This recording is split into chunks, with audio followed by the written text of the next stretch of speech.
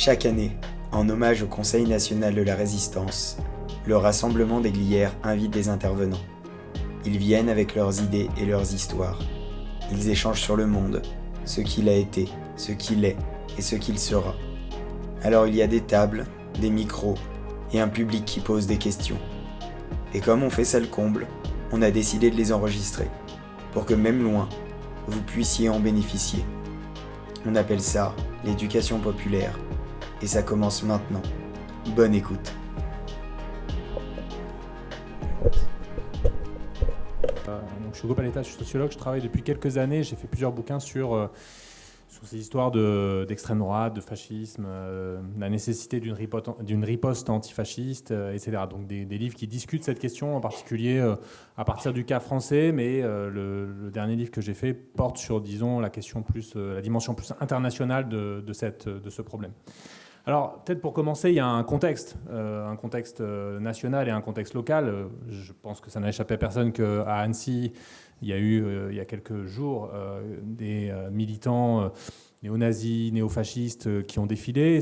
Il y a eu un peu plus longtemps, mais au début mai, une manifestation qui a fait beaucoup discuter dans les médias, qui est une manifestation en fait annuelle autour de la mouvance dite nationaliste révolutionnaire, c'est-à-dire en fait néo-fasciste, néo-nazi, issue du GUD, qui a rassemblé sans doute autour de 500 jeunes militants, essentiellement des hommes, avec des croix celtiques, avec des soleils noirs, des symboles SS, etc. Bon. Et donc évidemment, je dirais que ça a choqué pour deux bonnes raisons, voir des nazis défiler dans les rues. Et malheureusement, il n'y avait pas de riposte à ce moment-là, et c'est quelque chose qu'on a perdu, et ça fait partie de la réponse sans doute à une des questions qu'on se pose sur comment lutter. La première chose, c'est qu'il faut lutter, c'est-à-dire qu'il ne faut pas laisser l'extrême droite parader dans la rue. C'est même pas des manifs, c'est des parades, c'est des défilés dans le plus pur style fasciste.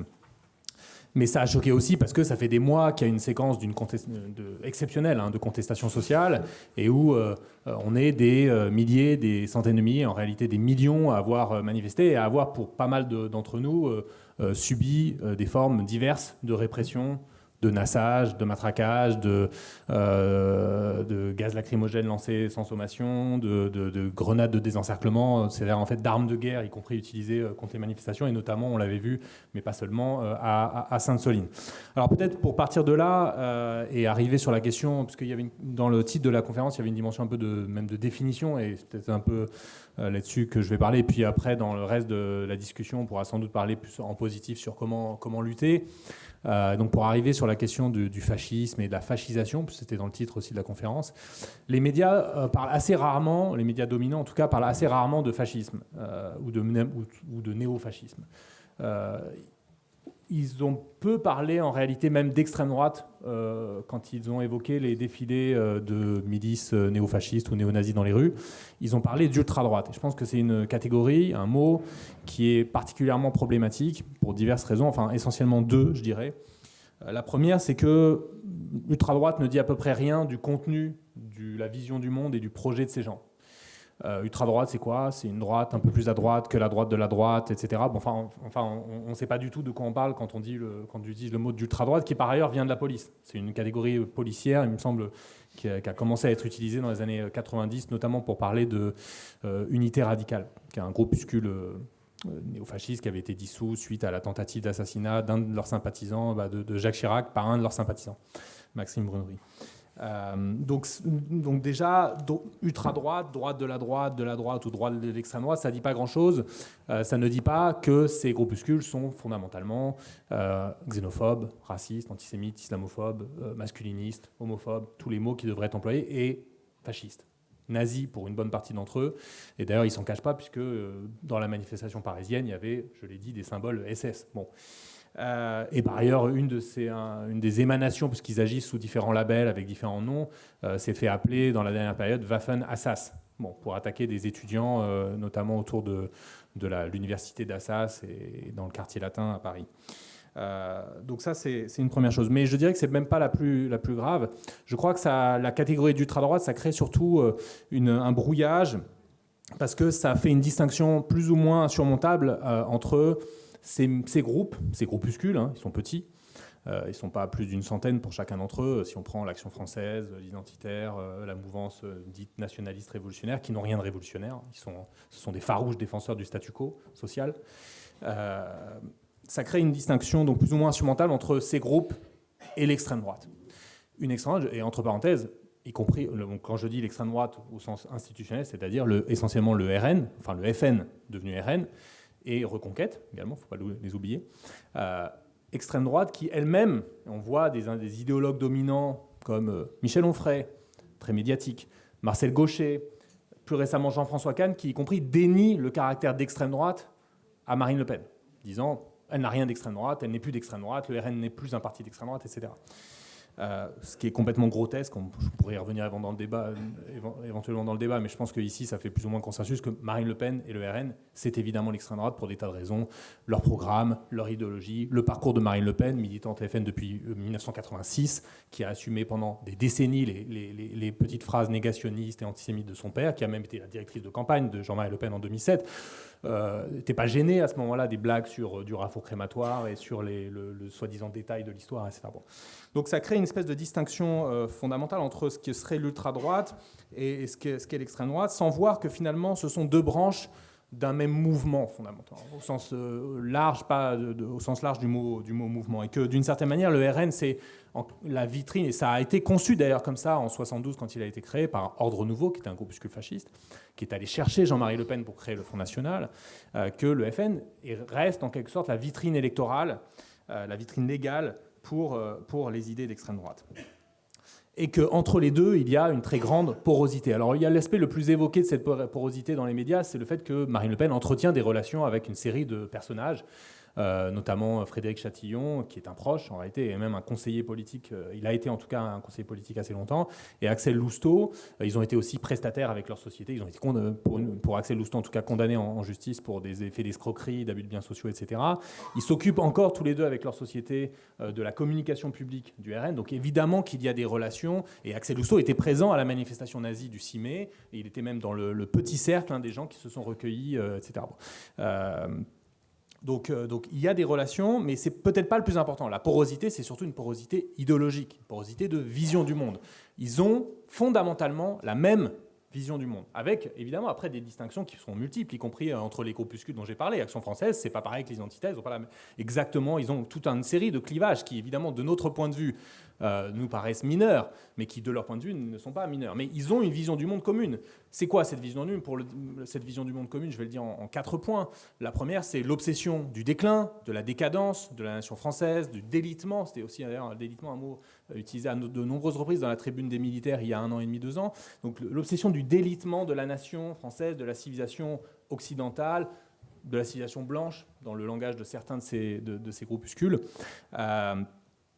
qui s'articule à un deuxième point qui est la paranoïa civilisationnelle et raciale, selon laquelle c'est l'immigration qui constitue une invasion et qui du coup aboutit, qui conduit à la destruction de la nation française, de la civilisation occidentale, de la civilisation blanche, etc. Le troisième élément, c'est la haine de l'égalité et de tous les mouvements qui portent l'exigence d'égalité, de toutes les égalités. Le mouvement syndical qui porte l'exigence de l'égalité de classe, ou en tout cas d'une réduction des inégalités de classe, avec différentes variétés selon les organisations syndicales évidemment, le mouvement féministe qui porte l'exigence de l'égalité de genre, le mouvement antiraciste qui porte l'exigence de l'égalité raciale, etc., etc. Tous ces mouvements sont évidemment honnis par l'ensemble des franges de l'extrême droite, des franges extra-parlementaires de rue violentes, comme les franges institutionnelles que sont le RN ou que veut être Reconquête. Le quatrième élément, c'est l'élément en quelque sorte plus en positif de leur point de vue, c'est l'horizon qu'ils ont et qu'ils partagent d'une renaissance civilisationnelle, nationale et raciale, d'une régénération de la nation et de la civilisation sur le dos, en quelque sorte, des immigrés, des minorités raciales, des minorités religieuses, des minorités de genre et sexuelles, et sur le dos des militants de l'égalité, des mouvements d'égalité. On se dit, avec un raisonnement qui est très simple, et qui fait la spécificité du nationalisme de type fasciste, pour que la nation renaisse de ses cendres, pour qu'elle retrouve sa grandeur, dans le langage de Trump, hein, Make America Great Again, redonner à l'Amérique sa grandeur, il faut que s'opère et qu'un gouvernement, un pouvoir fort, opère une forme d'épuration, de purification de la nation. Et cette purification est toujours pensée par les extrêmes droites dans leur diversité comme une purification raciale ou ethno-raciale et une purification politique. Il faut se débarrasser de ceux et celles qui divisent la nation avec leur lutte syndicale, féministe, antiraciste, etc.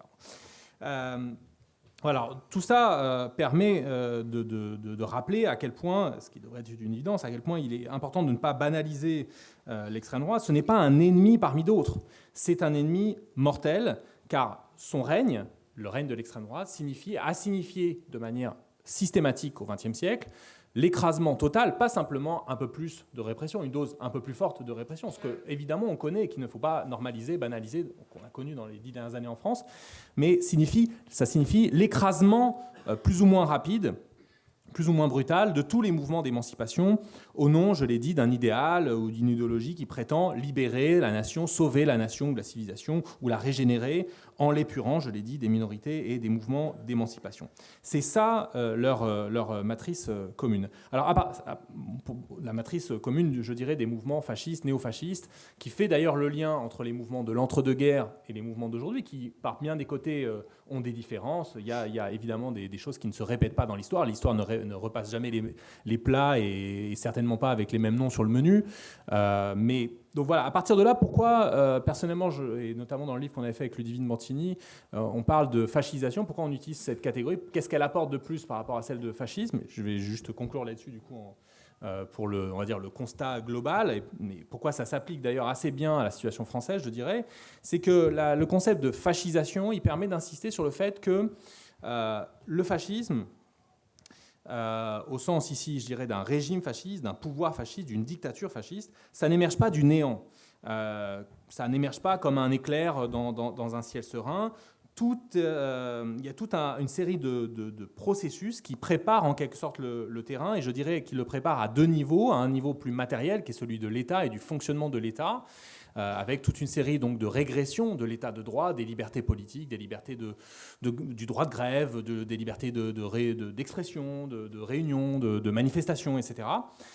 Et qui le prépare aussi sur le terrain idéologique. Bon, et là, vous avez donc une sorte de fascisation des appareils, ou en tout cas d'une partie des appareils idéologiques, et je pense notamment à ce qui se joue ici dans la sphère des médias, qui est intéressant à regarder. C'est pas simplement, et même si c'est un point important, la constitution de l'Empire Bolloré, qui très clairement a un agenda d'extrême droite, et un agenda pour partie d'ailleurs néofasciste, avec la promotion notamment qui a été faite de Zemmour dans la dernière période, mais également je veux dire, la banalité avec laquelle aujourd'hui on invite des représentants de l'extrême droite.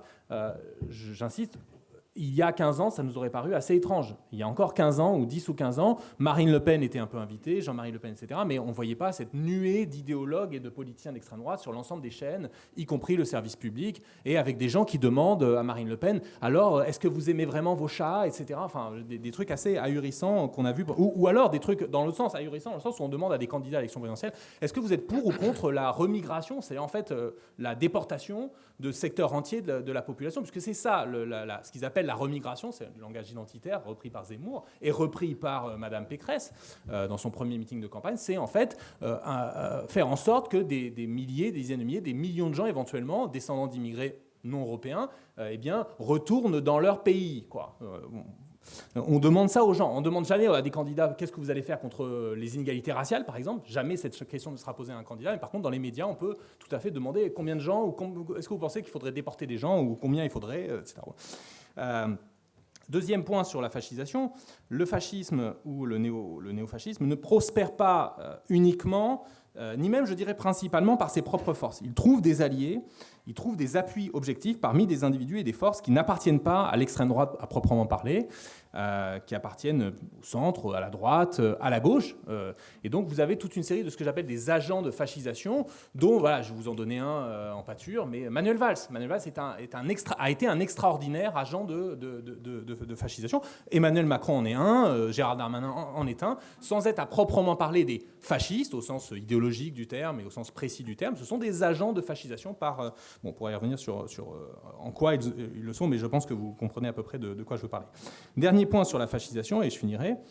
Et il reste 8 minutes. Ouais. Oh, je croyais qu'il me restait beaucoup moins que ça. J'étais en train de... Vous avez vu, c'est pas que j'ai pris 14 cafés, c'est juste que je me disais que j'avais pas beaucoup de temps, donc je voulais en caler le maximum. Bon, j'en avais mis 2 de plus en vrai, quand même. Ouais, c'est sympa. Il sait que je lance à faire des discours à la Fidel Castro. Donc, bon, restons sérieux. Donc, je vais parler du coup moins longtemps que ce que tu avais prévu. Donc, dernier point sur pourquoi, à mon avis, c'est intéressant et important de parler de fascisation. À quel point ça apporte quelque chose, au sens où ça nous fait voir, disons, des éléments de fascisme, pas forcément uniquement du côté des organisations d'extrême droite ou des idéologues d'extrême droite, qui, y compris parfois, se revendiquent comme tels. Enfin, ils se revendiquent rarement de l'extrême droite à proprement parler. Ils peuvent se réclamer, alors, rarement aussi du fascisme, parce que c'est une catégorie trop infamante depuis 1945. Je ne parle même pas du nazisme ou de l'hitlérisme, etc. Mais ils ont leur propre mot. Alors, identitaire est devenu une sorte de nom de code pour beaucoup de ces milieux, évidemment, plus commode que, justement, les mots que j'ai dit précédemment. Alors, dernier élément sur fascisation, pourquoi ça apporte quelque chose.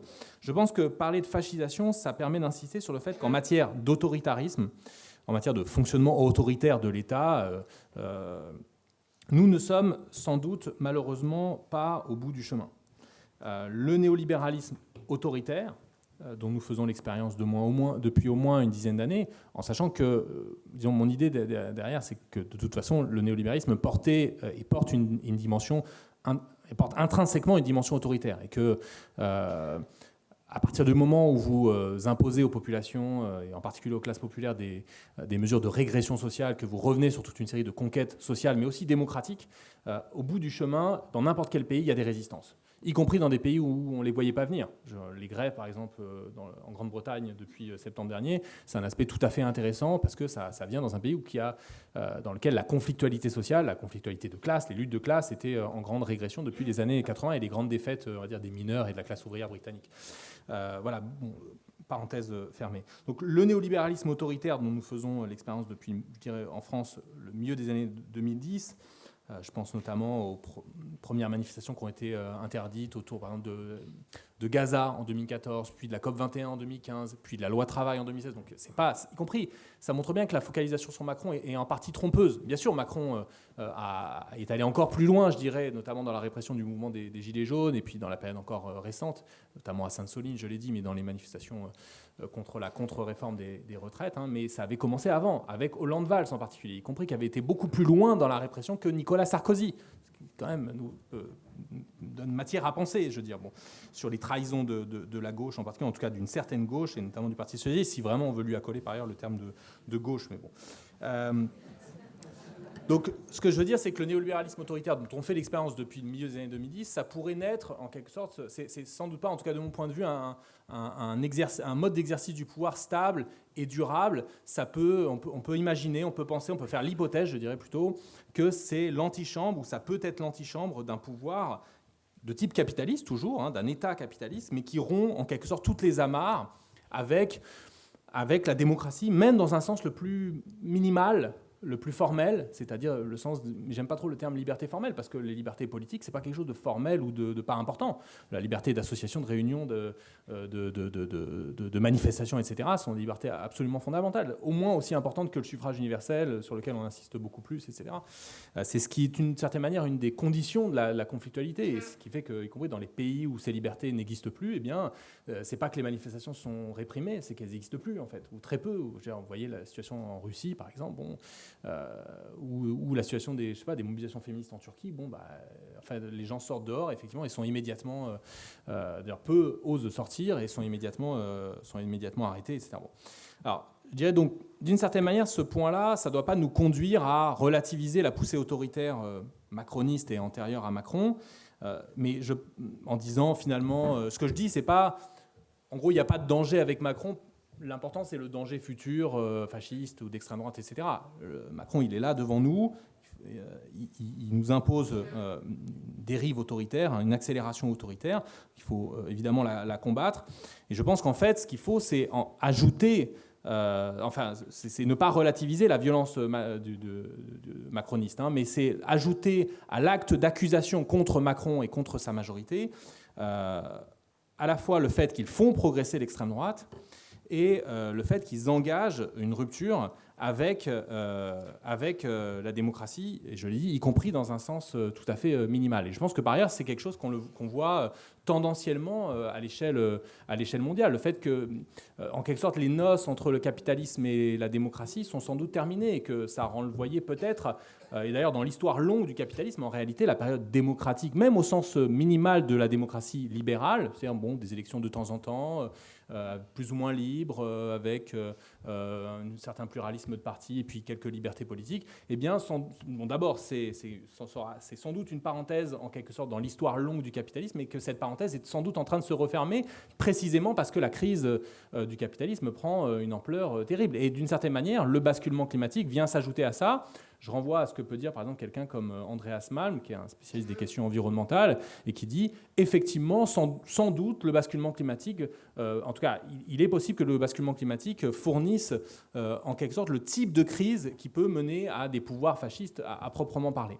Voilà, donc je vais, je pense, m'arrêter là pour ne pas être trop long. Voilà, j'ai essayé de un peu d'éclairer ces concepts de fascisme et de fascisation dont je pense qu'on ne peut pas se priver précisément dans une époque où il y a une telle crise du capitalisme et une telle crise politique qui rend en quelque sorte audible et pour partie désirable pour des franges de la population un projet de type fasciste ou néofasciste.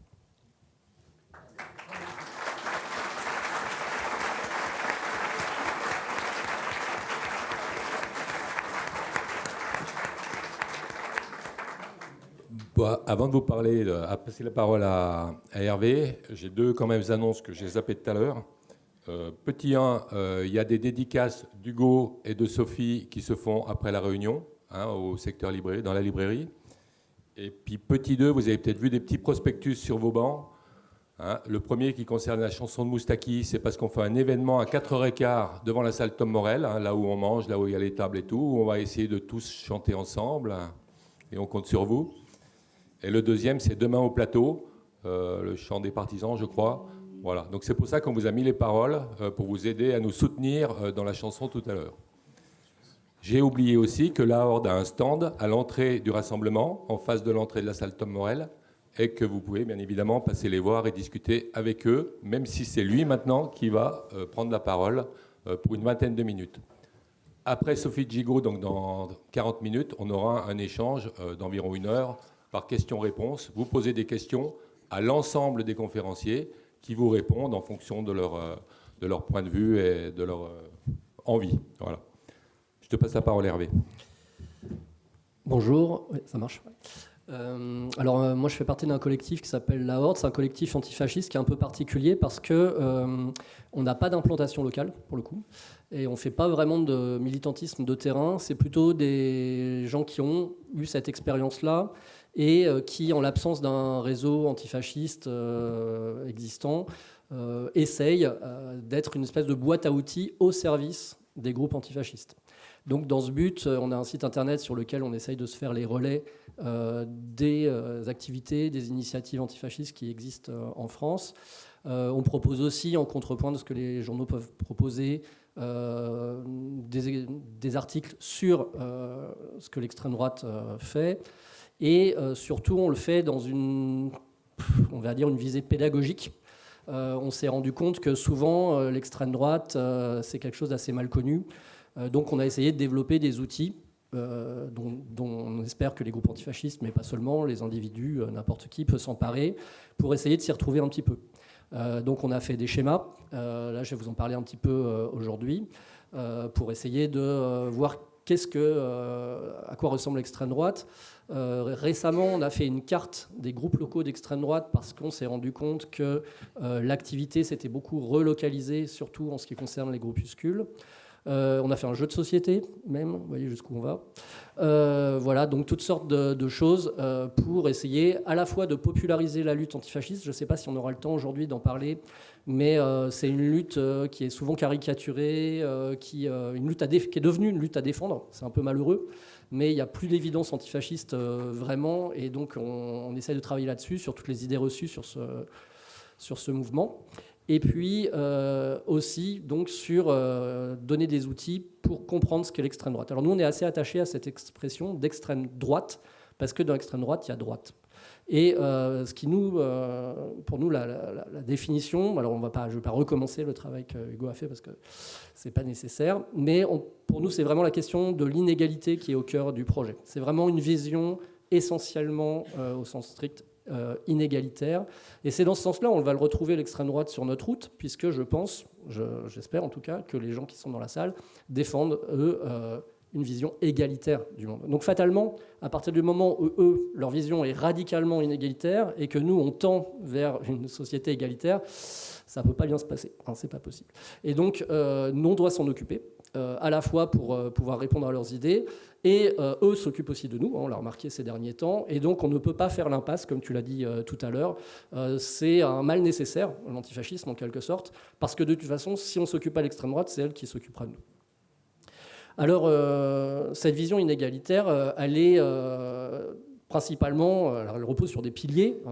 Il y a, on le connaît, le racisme, le sexisme, mais aussi, il faut vraiment le rappeler toujours, le nationalisme, qui permet d'ancrer cette vision sur un territoire, dans une histoire.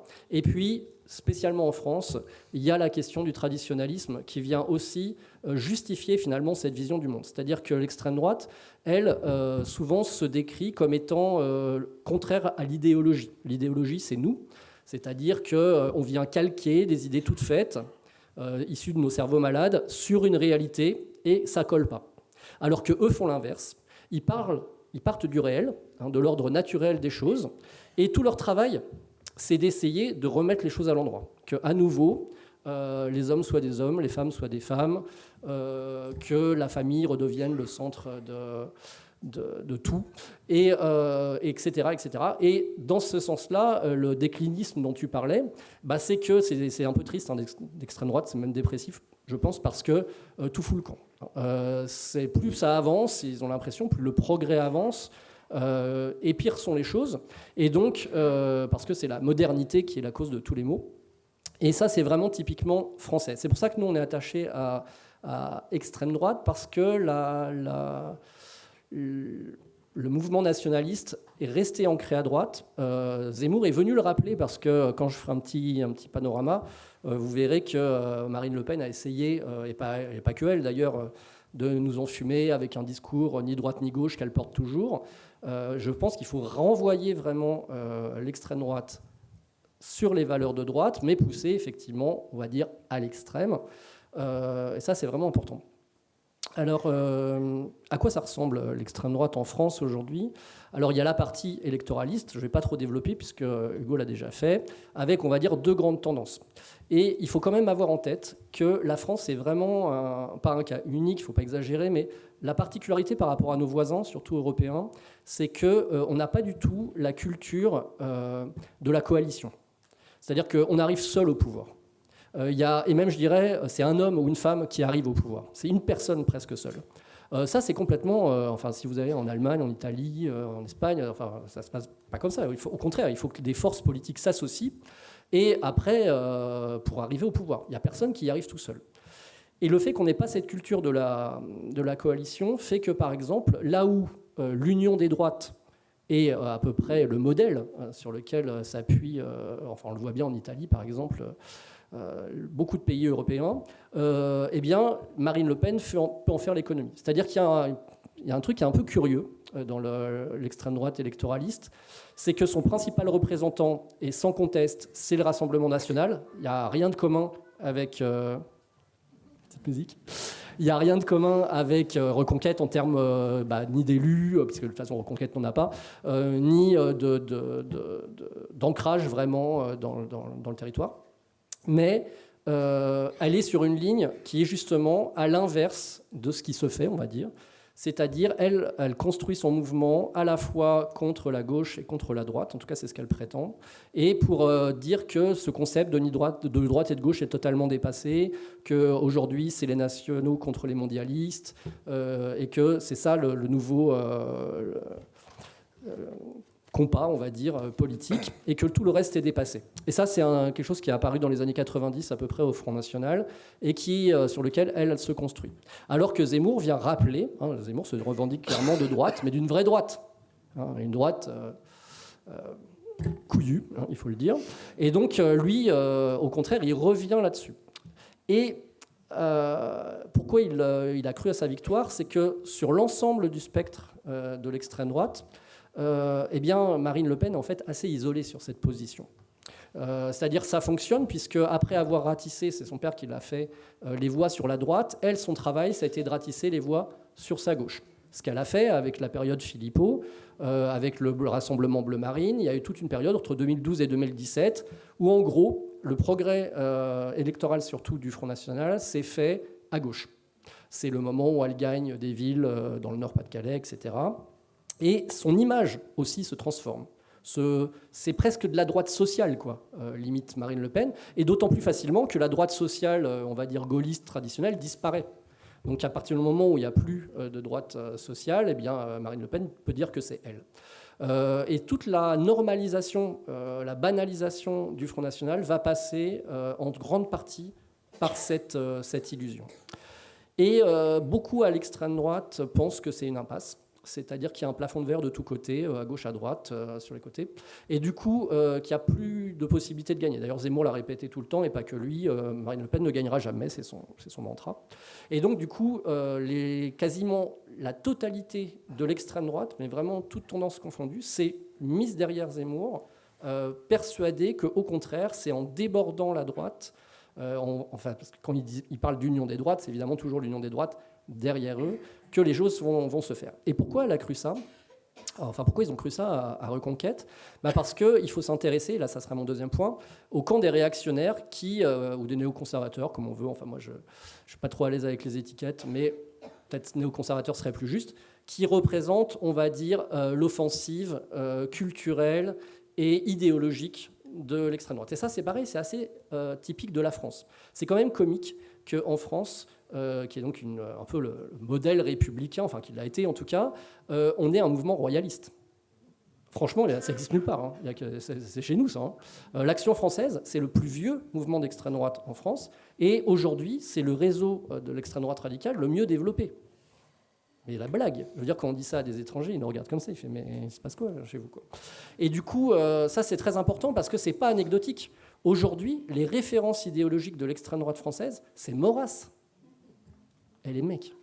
Donc ça reste quand même quelque chose de très fort, c'est-à-dire que finalement, depuis la Révolution française, la droite traditionnaliste, la droite nationaliste n'a pas décoincé. Et quand on regarde le discours, c'est toujours le même. C'est la faute à la Révolution française, et puis ensuite à mai 68, et puis ensuite, etc.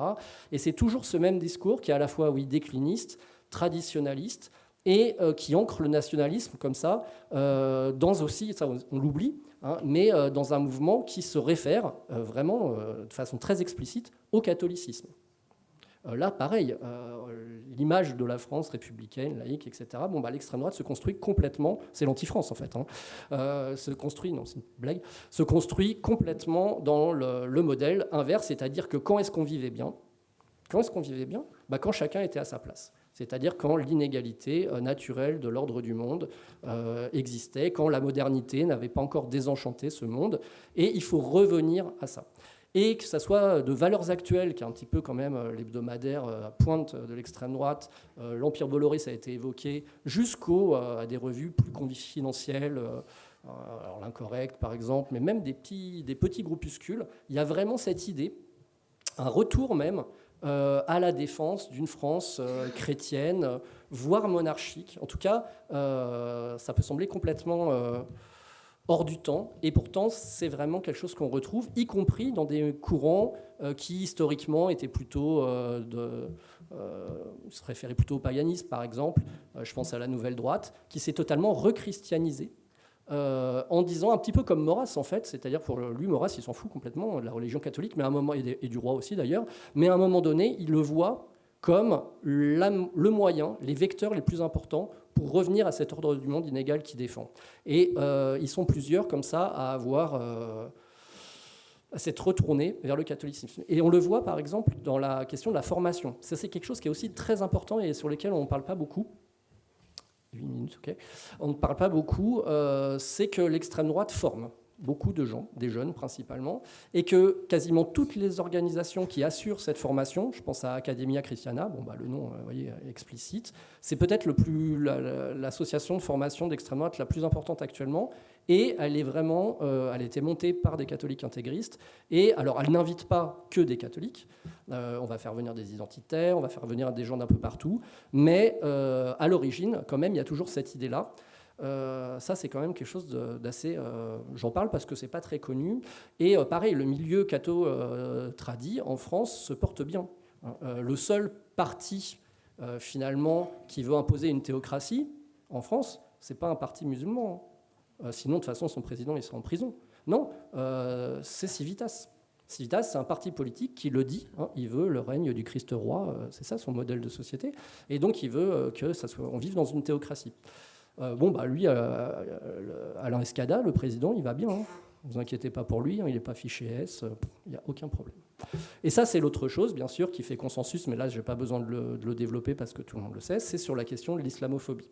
Les identitaires avaient été un peu les pionniers sur cette question, jusqu'à des choses improbables. Vous vous rappelez peut-être la première vraiment initiative islamophobe qui va faire du bruit, c'est la soupe au cochon. Donc l'idée, c'était de faire une soupe populaire, mais de mettre du cochon dedans pour que les musulmans, les juifs ne puissent pas y aller. Voilà, vous voyez quand même. Et il y a toute une période, on l'a un peu oublié, le cochon est devenu le symbole de l'extrême droite. Il y avait même des manifs du FN où les gens ils avaient un saucisson, je vous le jure. Ils étaient là, bon, c'est un peu passé, mais ils avaient les identitaires avaient des autocollants du genre mosquée, kebab, burqa, assez. Voilà. Donc vous voyez, tout est un peu, tout se mélange. Donc ça, sur l'islamophobie, ça a fait consensus. C'est ça aussi qui fait que faut pas trop se moquer parce que l'extrême droite arrive assez bien à se rassembler sur ce qui la rassemble, et nous, on fait très très bien se diviser sur ce qui nous divise. Et du coup, on a l'impression, mais c'est qu'une impression évidemment, d'un bloc. Nous, c'est vrai qu'on dit l'extrême droite au singulier. Il y a des gens qui disent qu'il faudrait dire l'extrême droite au pluriel. Moi, personnellement, je pense qu'on pourrait garder le singulier, mais il faut juste savoir que c'est un singulier qui se décline de plein de façons différentes. Et ils arrivent à se retrouver sur un certain nombre de fondamentaux, qui est en partie, donc je le répète parce que c'est, je pense, pas assez dit, le rejet du monde moderne, à l'exception de Marine Le Pen, qui est un petit peu en décalage là-dessus. La défense d'une France éternelle dont il faudrait le retour, et bien sûr la défense de cette même France contre son plus grand danger, le danger mortel que représente l'islam. Et tout l'écosystème dans lequel l'extrême droite va développer cette idée va être assez... va fonctionner vraiment par capillarisation. Je ne vais pas savoir le dire. J'arrive jamais à dire ce mot. Enfin, vous avez compris, c'est par capillarité. Et donc, on va retrouver des gens qui sont effectivement, sur le papier, idéologiquement différents, en tout cas, qui ont des histoires politiques différentes, mais qui vont toutes porter un discours repris par l'ensemble des groupes. Et donc, on va voir tourner, ça surtout sur Internet, mais pas seulement, des individus. Et c'est là où ça a aussi compliqué notre travail, c'est qu'au départ, sur cette carte, il n'y avait que des groupes. Maintenant, il n'y a quasiment que des individus, parce qu'il y a comme ça cette espèce d'échange qui se fait entre personnes. Chacun a son petit secteur, on va dire, et intervient, mais pour finalement dire à peu près la même chose que les autres. Et ça va créer comme ça l'impression qu'on est à l'offensive sur les questions culturelles, et c'est quand même assez vrai, surtout sur Internet. Et puis il reste le cas des activistes. Alors pareil, comme Hugo en a parlé, je vais pas m'étendre, mais je vais quand même finir avec ça, puisque c'est aussi la partie un peu immergée de l'iceberg. Alors ces groupuscules, jusqu'à présent, étaient quand même organisés plutôt en réseau. On avait les identitaires, on avait l'Action française, même autour du GUD, il y a eu une tentative d'embryon avec le Bastion social. Il y avait comme ça, il y avait l'œuvre française. Bon, au gré des dissolutions, mais aussi de l'usure un petit peu de ce modèle, on voit aujourd'hui ce qu'on pourrait appeler une espèce de squadrisme, si on peut dire, c'est-à-dire l'idée que le plus important aujourd'hui, c'est l'action. Et que finalement, se prendre la tête à monter des groupes, leur donner des noms, formaliser tout ça, se mettre en réseau, en fait faire de la politique, quoi, au sens où nous on l'entend, c'est de la perte de temps. Et que finalement, on est peut-être plus efficace, on parle davantage de nous à travers l'action. Alors pour ça, il faut bien sûr des gens qui mènent. Hein. Donc on a en ce moment Marc de Cacré, Villemeignier, qui est un peu la figure de proue. Il faut quand même quelqu'un à qui se référer. Et puis on va avoir comme ça une multitude de groupes. Alors il y a plusieurs facteurs d'explication quand même à l'existence de ces groupes. Un des plus importants, je pense, c'est les interdictions de stade. C'est-à-dire qu'il y a eu vraiment un déplacement de la violence d'une partie de la jeunesse qui s'exprimait avant dans le milieu ultra, qui s'est décalé puisque c'était plus possible dans les stades. Alors on se retrouve en forêt pour se mettre sur la gueule, mais ça passe, ça va 5 minutes. Et puis de toute façon, après, il faut aussi se retrouver sur des cibles faciles. Donc on va attaquer des militants d'extrême gauche. Et puis il y a l'idée comme ça de faire vivre son idéologie, non pas en écrivant des textes, en produisant, on va reprendre des vieux symboles de l'histoire qui font peur, des croix celtiques, des croix gammées, etc. Et puis on va se vivre dans la pas simplement dans la violence, mais aussi dans sa mise en scène.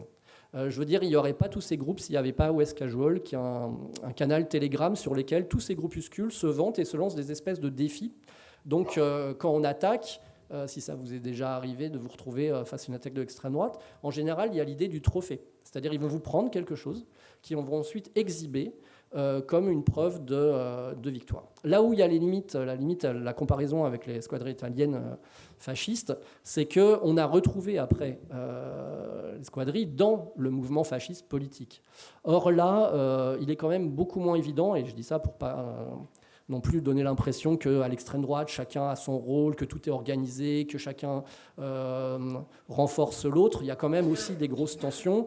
Et aujourd'hui, dans les discours et de Reconquête et de Marine Le Pen, surtout pour Marine Le Pen, mais même à Reconquête, on l'a vu à Saint-Brévin, ils ne savent pas trop quoi faire en fait, de ces groupuscules. Ce n'est pas vraiment une vraie entente de « bon, bah, vous terrorisez un peu les gens, vous leur faites peur, vous faites peur à nos ennemis politiques, ça va renforcer notre arrivée au pouvoir ». Je ne pense pas qu'on retrouve dans les cadres du RN de demain, les zouaves d'aujourd'hui. Au contraire, c'est plutôt une autre tendance qu'on voit, c'est que qui rejoint aujourd'hui le RN dans la jeunesse, c'est principalement les anciens cadres LR. Voilà. Donc je m'arrête puisque le temps est passé. Et pardon, excusez-moi. En fait, on voit surtout des jeunes issus des Républicains qui rejoignent le Rassemblement national. Le gros des troupes aujourd'hui vient, alors c'est grâce à Sébastien Chenu en grande partie, mais pas seulement. Même à l'Assemblée nationale, au bout de 6 mois, je crois, si je ne dis pas de bêtises, le responsable communication des Républicains à l'Assemblée nationale est passé au RN, en l'espace de 6 mois. Voilà. J'ai plus son nom, mais voilà, je vous remercie.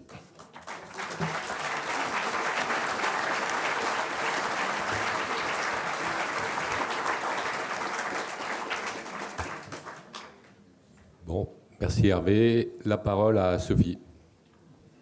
Oui, bonjour à toutes et à tous. Sophie Gigot, philosophe, spécialiste des questions migratoires, et j'enseigne en classe prépa et donc à des étudiants d'Hippocagne, dont j'ai découvert qu'eux aussi subissaient ce qu'Hugo appelle la fascisation de la société, puisque à l'occasion d'un travail d'ethnographie sur la frontière franco-britannique, j'ai donc découvert non seulement qu'une partie de mes élèves faisaient des selfies avec Marine Le Pen et pour partie également étaient affiliés à Reconquête, ce qui a complètement modifié, montre la modification de la sociologie des étudiants d'Hippocagne depuis les années 70, et puis également des collègues de classe prépa qui sont délégués de ce parti à l'agonie Reconquête.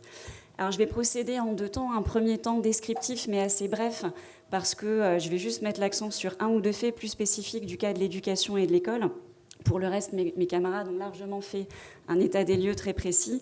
Et puis ensuite, j'aurai un deuxième temps plus conceptuel sur la question qui, d'ailleurs, n'a pas été complètement étrangère aux propos de mes camarades, qui est celle de l'idéologie. Donc, je voulais rappeler quelques faits très brièvement. Le 11 septembre, mais 2022, cette fois-ci, est né le réseau Parents Vigilants. avec sous le hashtag sur les réseaux sociaux « Protégeons nos enfants ».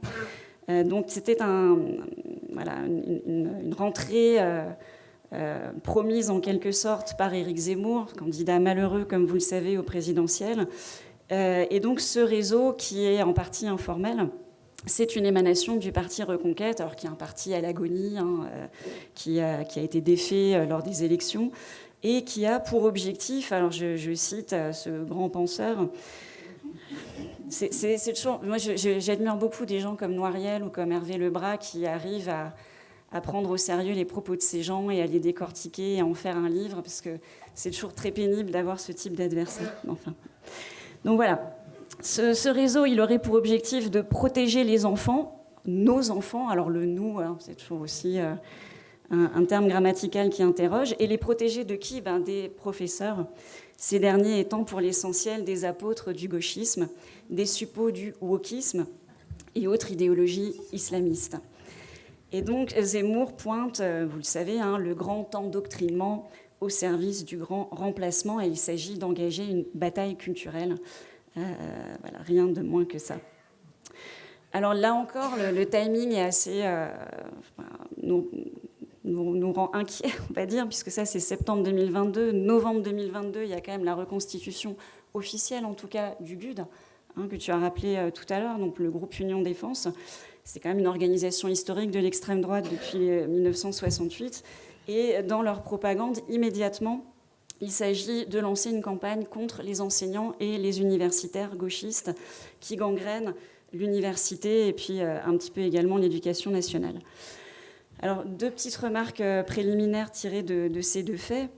D'abord, mais je ne vais pas revenir dessus parce que tu en as très bien parlé, ce déplacement du spectre politique, ou en tout cas ce sentiment de déplacement avec le terme d'ultra-droite. On avait l'extrême, maintenant on a l'ultra, mais qui, à mon avis, a simplement pour effet, par contraste, de polisser une autre frange de l'extrême droite qui deviendrait plus acceptable politiquement, pour laquelle on peut voter. Voilà.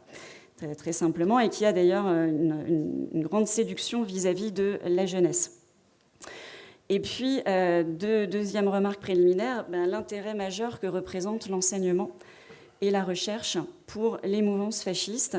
Alors, on trouve cet item, en quelque sorte, à la fois dans les partis institués, mais également parmi des groupuscules dont, pour certains, le credo est plutôt l'action, la violence, etc. Donc c'est assez surprenant de voir comment on s'empare ainsi de ce thème, en quelque sorte, de l'école, de l'enseignement. Alors ça me semble être le cas pour 2 raisons évidentes. La première, parce que les connaissances qui sont produites par, en gros, les sciences humaines et sociales fragilisent bien sûr les rhétoriques fascistes, démontrent leur inanité. Donc je pense qu'il y a une réelle crainte à l'égard de la puissance de la raison.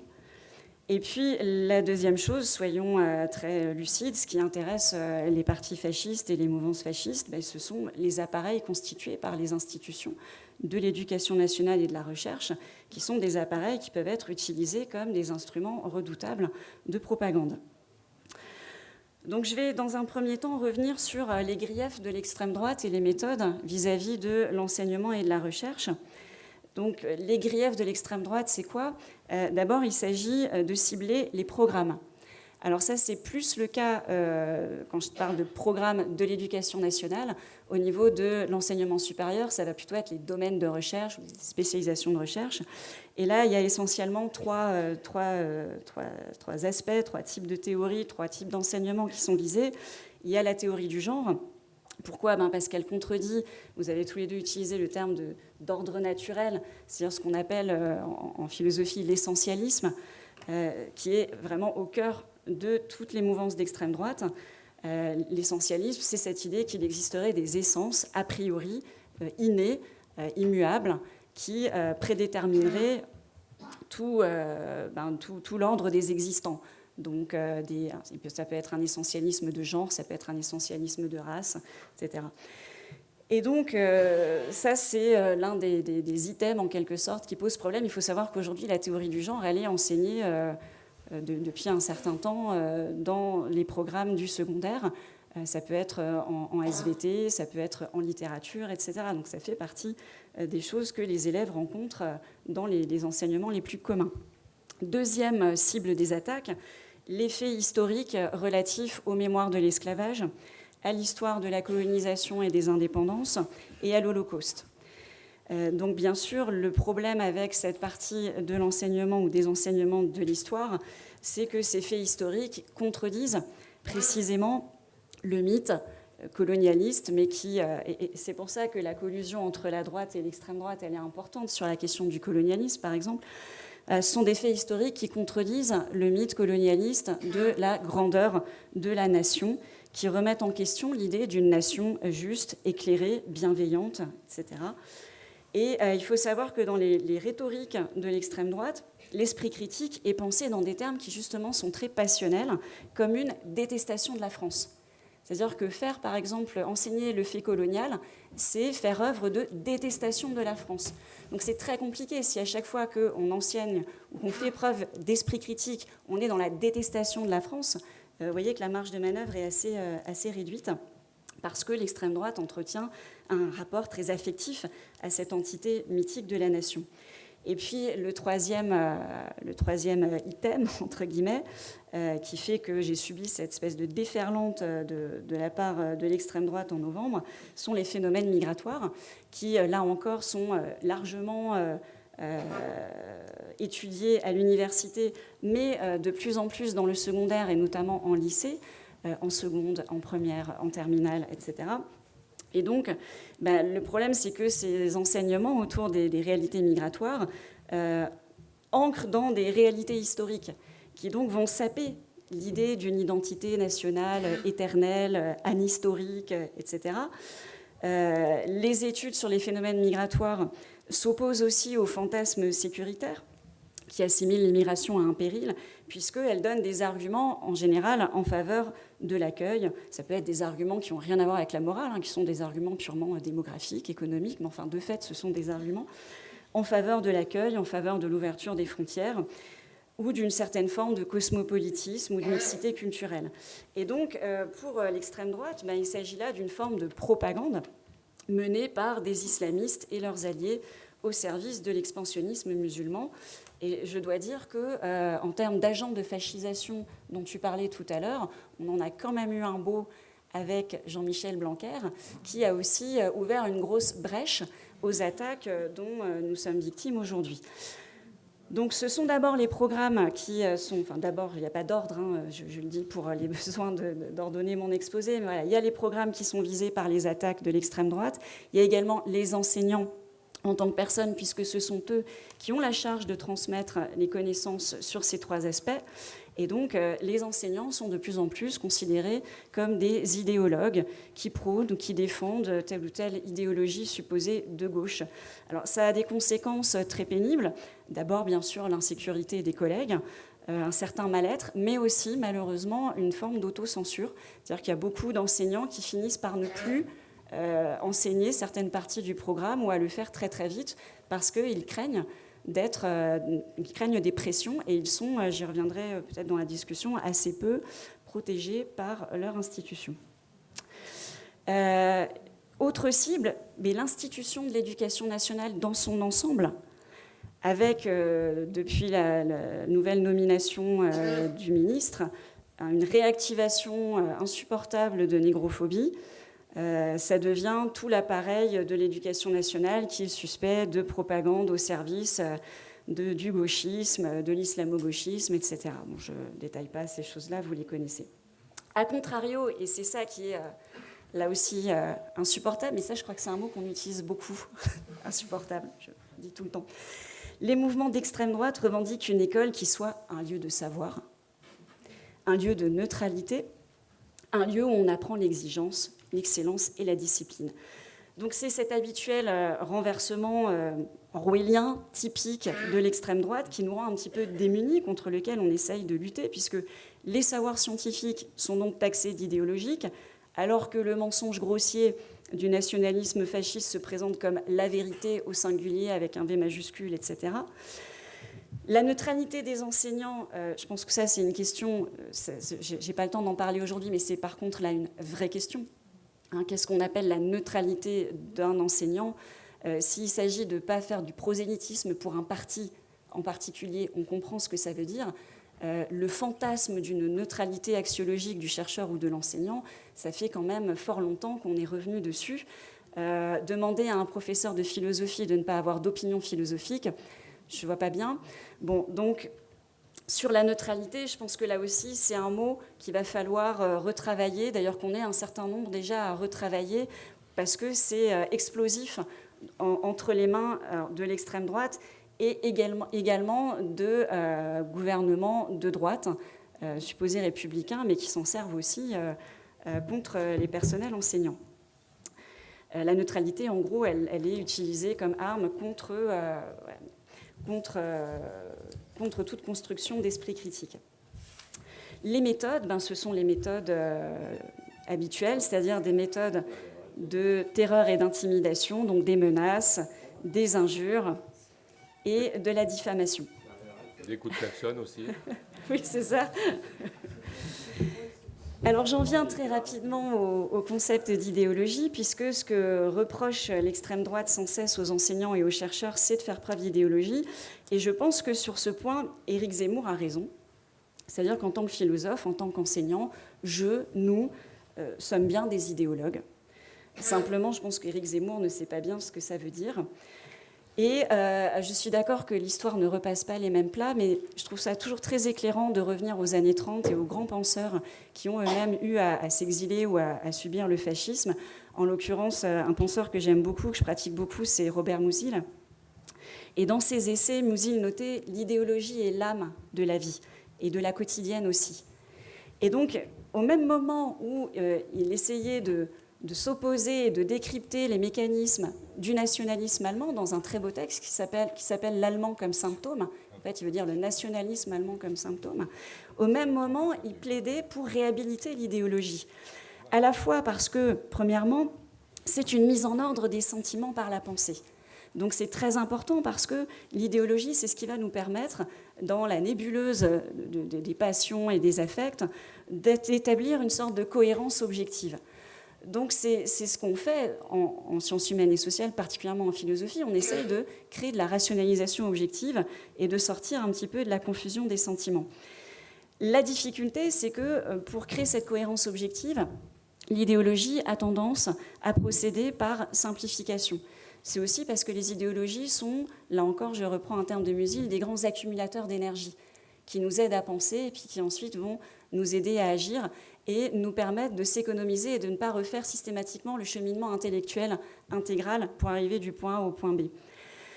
Or, la difficulté de cette simplification, c'est de savoir la doser. C'est-à-dire que un petit peu de simplification pour qu'on ait une idéologie commune, c'est nécessaire, mais trop de simplification va nous faire basculer de l'idéologie à la propagande.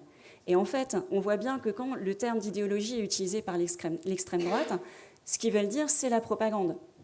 Pour utiliser ce que Krauss, aussi grand penseur autrichien des années 30, très, très grand satiriste d'Hitler et du nazisme, appelait la rhétorique de l'innocence persécutrice. C'est-à-dire, quand on utilise soi-même la propagande, à des effets de dissimulation, on va systématiquement pointer un ennemi, de préférence de manière systématique, toujours le même, toujours de la même façon, et on va l'accuser de propagande. Voilà, donc c'est très, très, très compliqué de lutter contre ça, mais voilà, c'est ce que Krauss a appelé la rhétorique de l'innocence persécutrice. Et je pense que notre effort à nous, c'est justement de bien être au clair avec cette rhétorique, de ne pas nous laisser piéger par cette rhétorique qui en plus a tendance à se situer, enfin, de la part de ceux qui la prônent, toujours du côté des victimes de l'invasion des migrants, l'invasion de l'islam, les militants d'ultra-gauche, etc., etc. Donc toujours jouir de cette position de victime. Et puis aussi de bien faire la différence entre la propagande et l'idéologie pour pouvoir défendre la seconde. J'en viens du coup à ce qu'on essaye de faire en termes de résistance contre ce péril dans la recherche et l'éducation nationale, eh bien, il y a depuis un certain nombre d'années de plus en plus de chercheurs qui se réunissent et ça commence à avoir des effets parce que effectivement les choses se sont durcies ces derniers temps. Il y a en ce moment qui se crée un observatoire des libertés académiques pour justement lutter contre à la fois les attaques de l'extrême droite et aussi la collusion entre certains présidents d'universités et ces mouvances ou ces partis. Du point de vue du secondaire, on est en train de s'organiser aussi. On a lancé il y a une dizaine de jours un collectif qui s'appelle le CALAP, la coordination antifasciste d'affirmation des libertés académiques et pédagogiques, avec l'idée de solidariser le monde de la recherche et celui du secondaire, parce que ce qu'on appelle dans le secondaire la liberté pédagogique, c'est là encore quelque chose de très très ténu, qui donne pas beaucoup et qui donne pas beaucoup de marge de manœuvre aux collègues et qui ne les protège pas beaucoup. Et puis dans le coin de Marseille, il y a aussi tout un réseau qui est en train de se mettre en place et qui rayonne aussi avec beaucoup de chercheurs de l'Institut Convergence Migration. Donc c'est simplement pour vous dire qu'en ce moment, on est en train de prendre la mesure de l'offensive, de la façon dont quand même ces offensives sont très coordonnées contre des enseignants, contre des élus, etc. Et on est en train de commencer à organiser la riposte, à la fois en utilisant des outils théoriques comme ceux de la Horde, et aussi en utilisant des outils très concrets, c'est-à-dire le partage d'expériences de ceux qui ont subi le shitstorm, pour être très réactif dans ces cas-là, utiliser les outils judiciaires, parce que pour l'instant on en a, et puis nous former beaucoup mieux. Et je finirai là-dessus. La fascisation de la société, évidemment, les jeunes, la jeunesse fait partie de la société. Et donc aujourd'hui, en tant qu'enseignant, on est amené à réfléchir à comment enseigner la théorie du genre à des élèves qui sont conditionnés à l'homophobie, comment on enseigne les mémoires de l'esclavage à des élèves qui sont conditionnés au racisme. Et c'est ça aussi la nouvelle réalité du métier d'enseignant. Je vais m'arrêter là. Merci.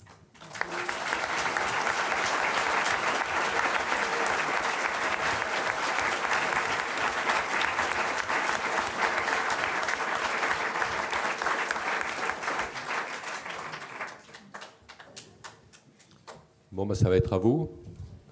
On est parti pour 1 heure d'échange. Un préalable, s'il vous plaît, des questions ou des déclarations pas trop longues, 2-3 minutes. Et puis si déclaration, question à la sortie. C'est-à-dire, vous ne faites pas une déclaration, puis voilà, faites une déclaration et vous posez une question à nos invités. Donc on va commencer par une première question. Vous levez le micro. Un peu de micro. J'en profite pour m'excuser. J'étais le nez sur les SMS, mais on a eu un petit problème de logistique qui me concernait. Donc voilà, c'était pas d'inattention. J'étais emmerdé, quoi. Voilà.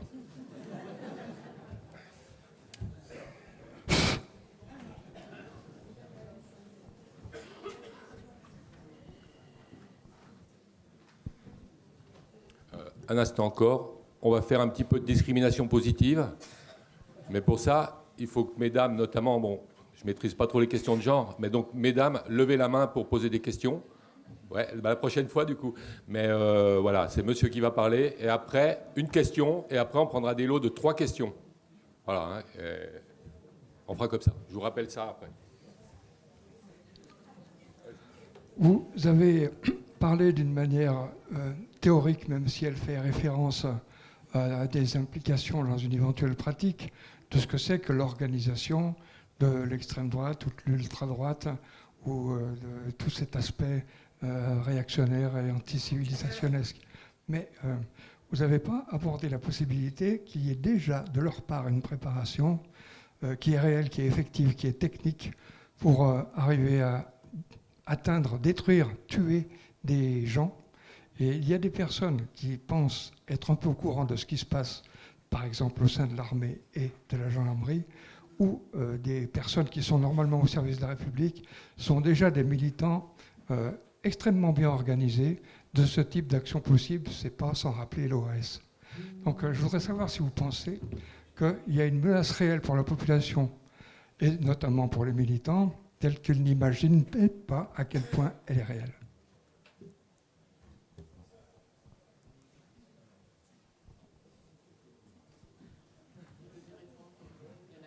On répond tout de suite ou...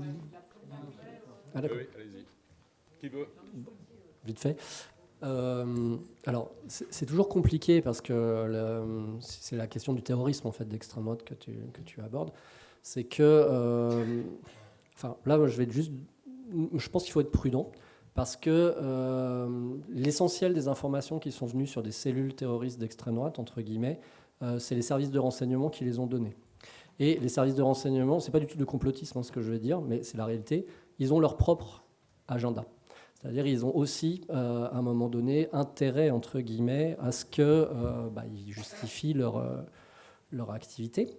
Alors, ça ne veut pas dire qu'il n'y a pas d'individus dangereux. On l'a vu, il y a eu plein de faits divers qui l'ont montré, et des gens qui ont été tués, c'est une réalité. Après, à chaque fois qu'on nous a sorti du chapeau les Barjols, des groupes comme ça, honnêtement, une fois qu'on a commencé, on se disait, tiens, bizarre, on ne les connaissait pas, bon, ok, c'est possible, hein, évidemment, on n'est pas au courant de tout, mais quand on assistait au procès ou quoi que ce soit, on voyait que la plupart, c'était quand même des guignols. Et en tout cas, des gens qui s'étaient mis en réseau par les réseaux sociaux, et qui s'étaient monté la tête, comme ça se fait beaucoup, j'allais dire à l'extrême droite, mais pas que, hein, où il y a pas mal de mythomanes là-dedans, et on s'imagine qu'on va faire des trucs de fous, etc. Mais le fait même que déjà la communication se fasse souvent sur des réseaux pas forcément cryptés ou des choses comme ça, ça montre le degré d'impréparation. Alors après, il y a eu des histoires quand même de préparation d'attentats, mais qui sont toujours restées un petit peu en tout cas jusqu'à présent, à l'échelle du fantasme.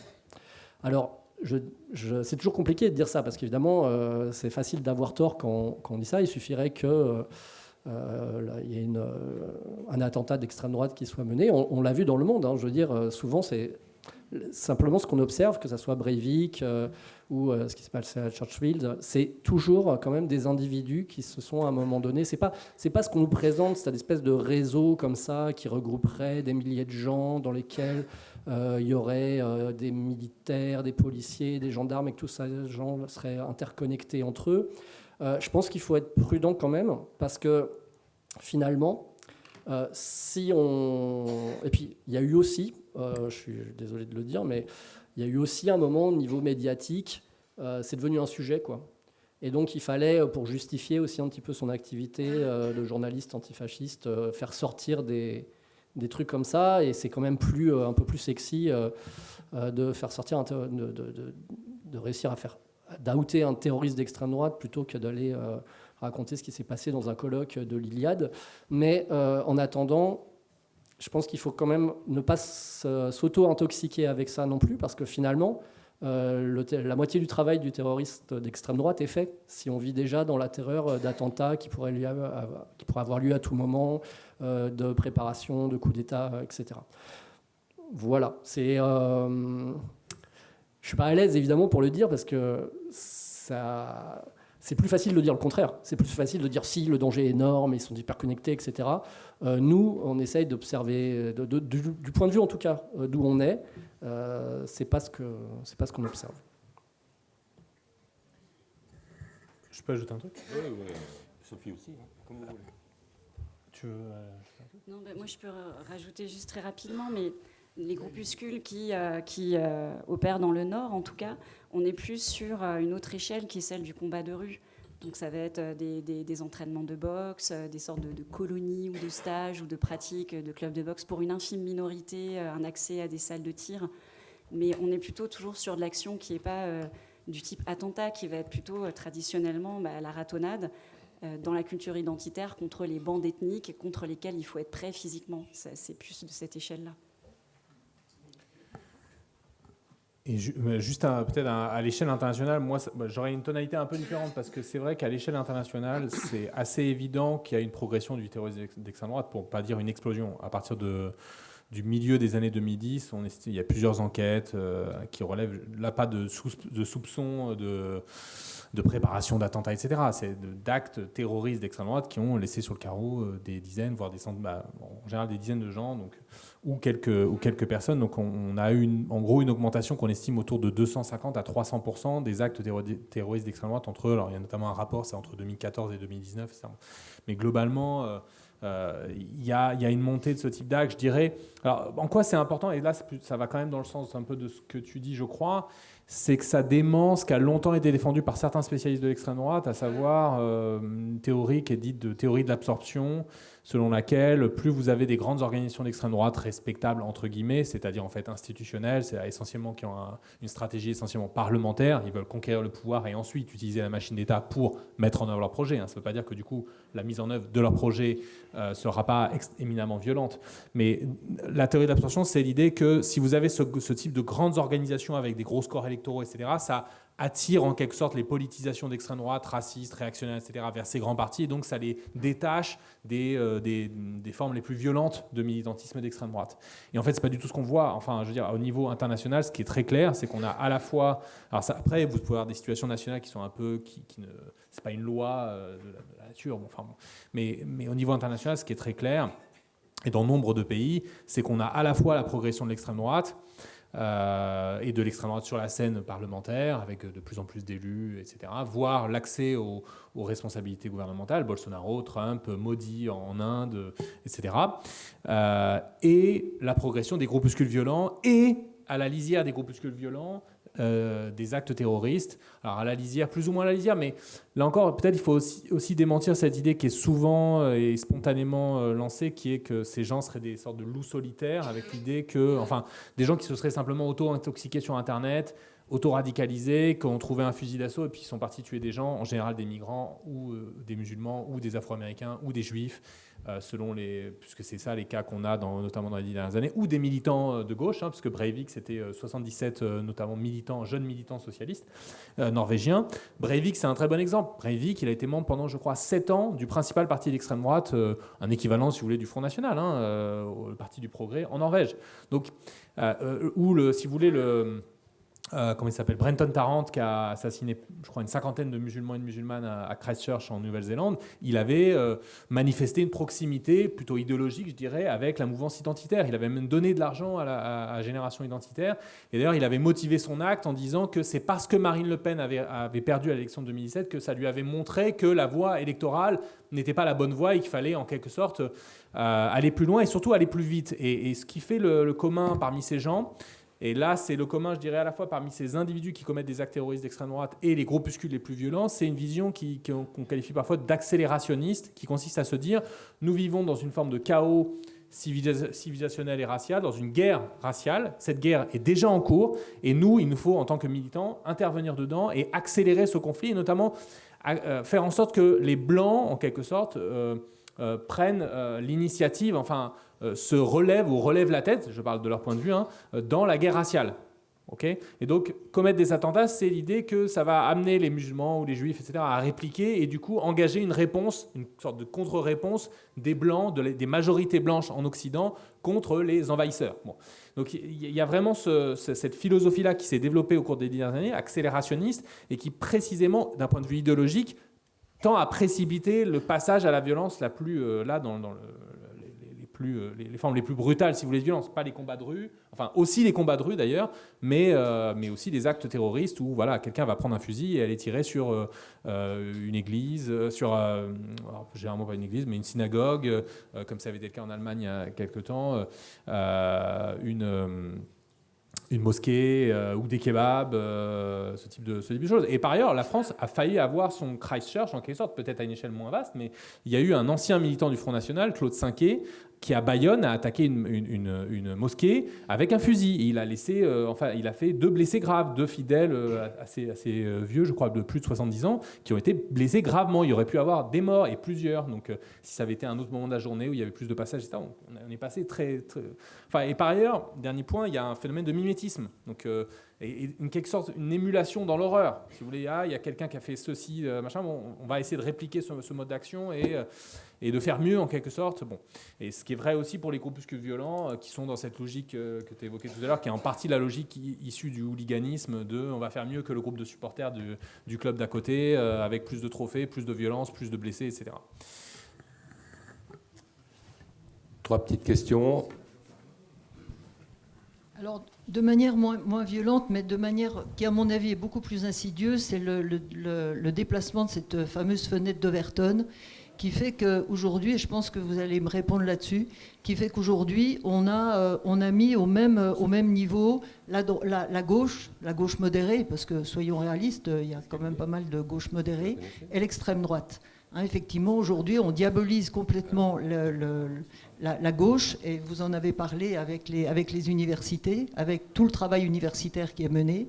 Et je pense qu'aujourd'hui, on est dans une logique où beaucoup de gens sont dans la confusion et se disent effectivement extrême droite ou extrême gauche, c'est exactement le même combat. Et je pense que les médias ont largement travaillé là-dessus. Le gouvernement actuel a aussi largement travaillé là-dessus. Et donc je voulais savoir ce que vous pensez de tout ça.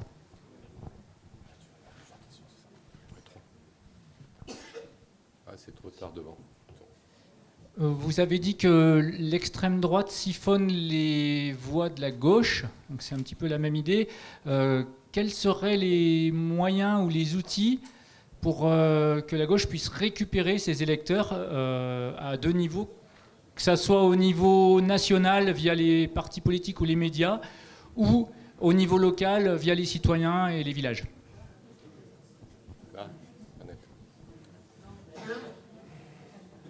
Oh, ça va être la dame. Et comment on fait? Est-ce que vous avez Enfin, j'imagine que oui, dans votre analyse, moi ce que je vois, c'est que alors il y a les militants d'extrême droite dont vous parliez tout à l'heure, qui sont finalement assez facilement identifiables, mais il y a tous ces gens, il me semble aussi, moi j'en ai rencontré récemment, qui ils se disent pas racistes ou sexistes, ou ils se reconnaissent pas dans ces valeurs d'extrême. En fait, c'est des gens, je crois, qui n'ont pas trop d'idées, je sais pas, mais ils ont quand même voté Marine Le Pen. Mais comme ça, ils paraissent tout à fait. Ou alors c'est peut-être moi qui avais des.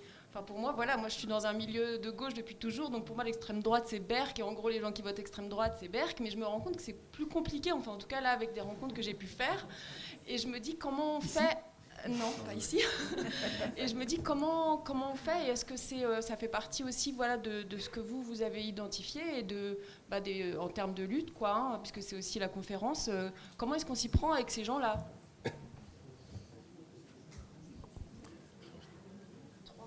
Ouais, mais viens ici, cette colonne.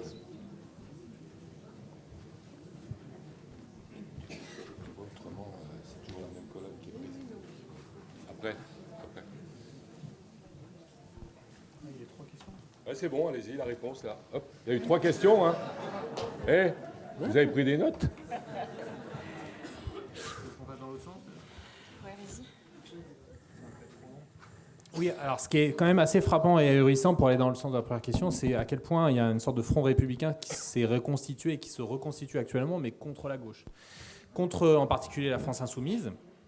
Mais d'une certaine manière, comme la France insoumise est actuellement, en tout cas, la force hégémonique dans l'alliance ou la coalition de gauche, eh bien, en réalité, contre presque toute la NUPES. Et vous voyez toute une nuée d'idéologues médiatiques qui, en quelque sorte, soit effectivement mettent sur le même plan l'extrême droite et la gauche, ok, pas l'extrême gauche, ce qui est déjà problématique par ailleurs, de mon point de vue, ou ce qu'on appelle traditionnellement extrême gauche, c'est-à-dire les partis à la gauche du PC, historiquement c'était ça l'extrême gauche, LO, la LCR ou le NPA, etc.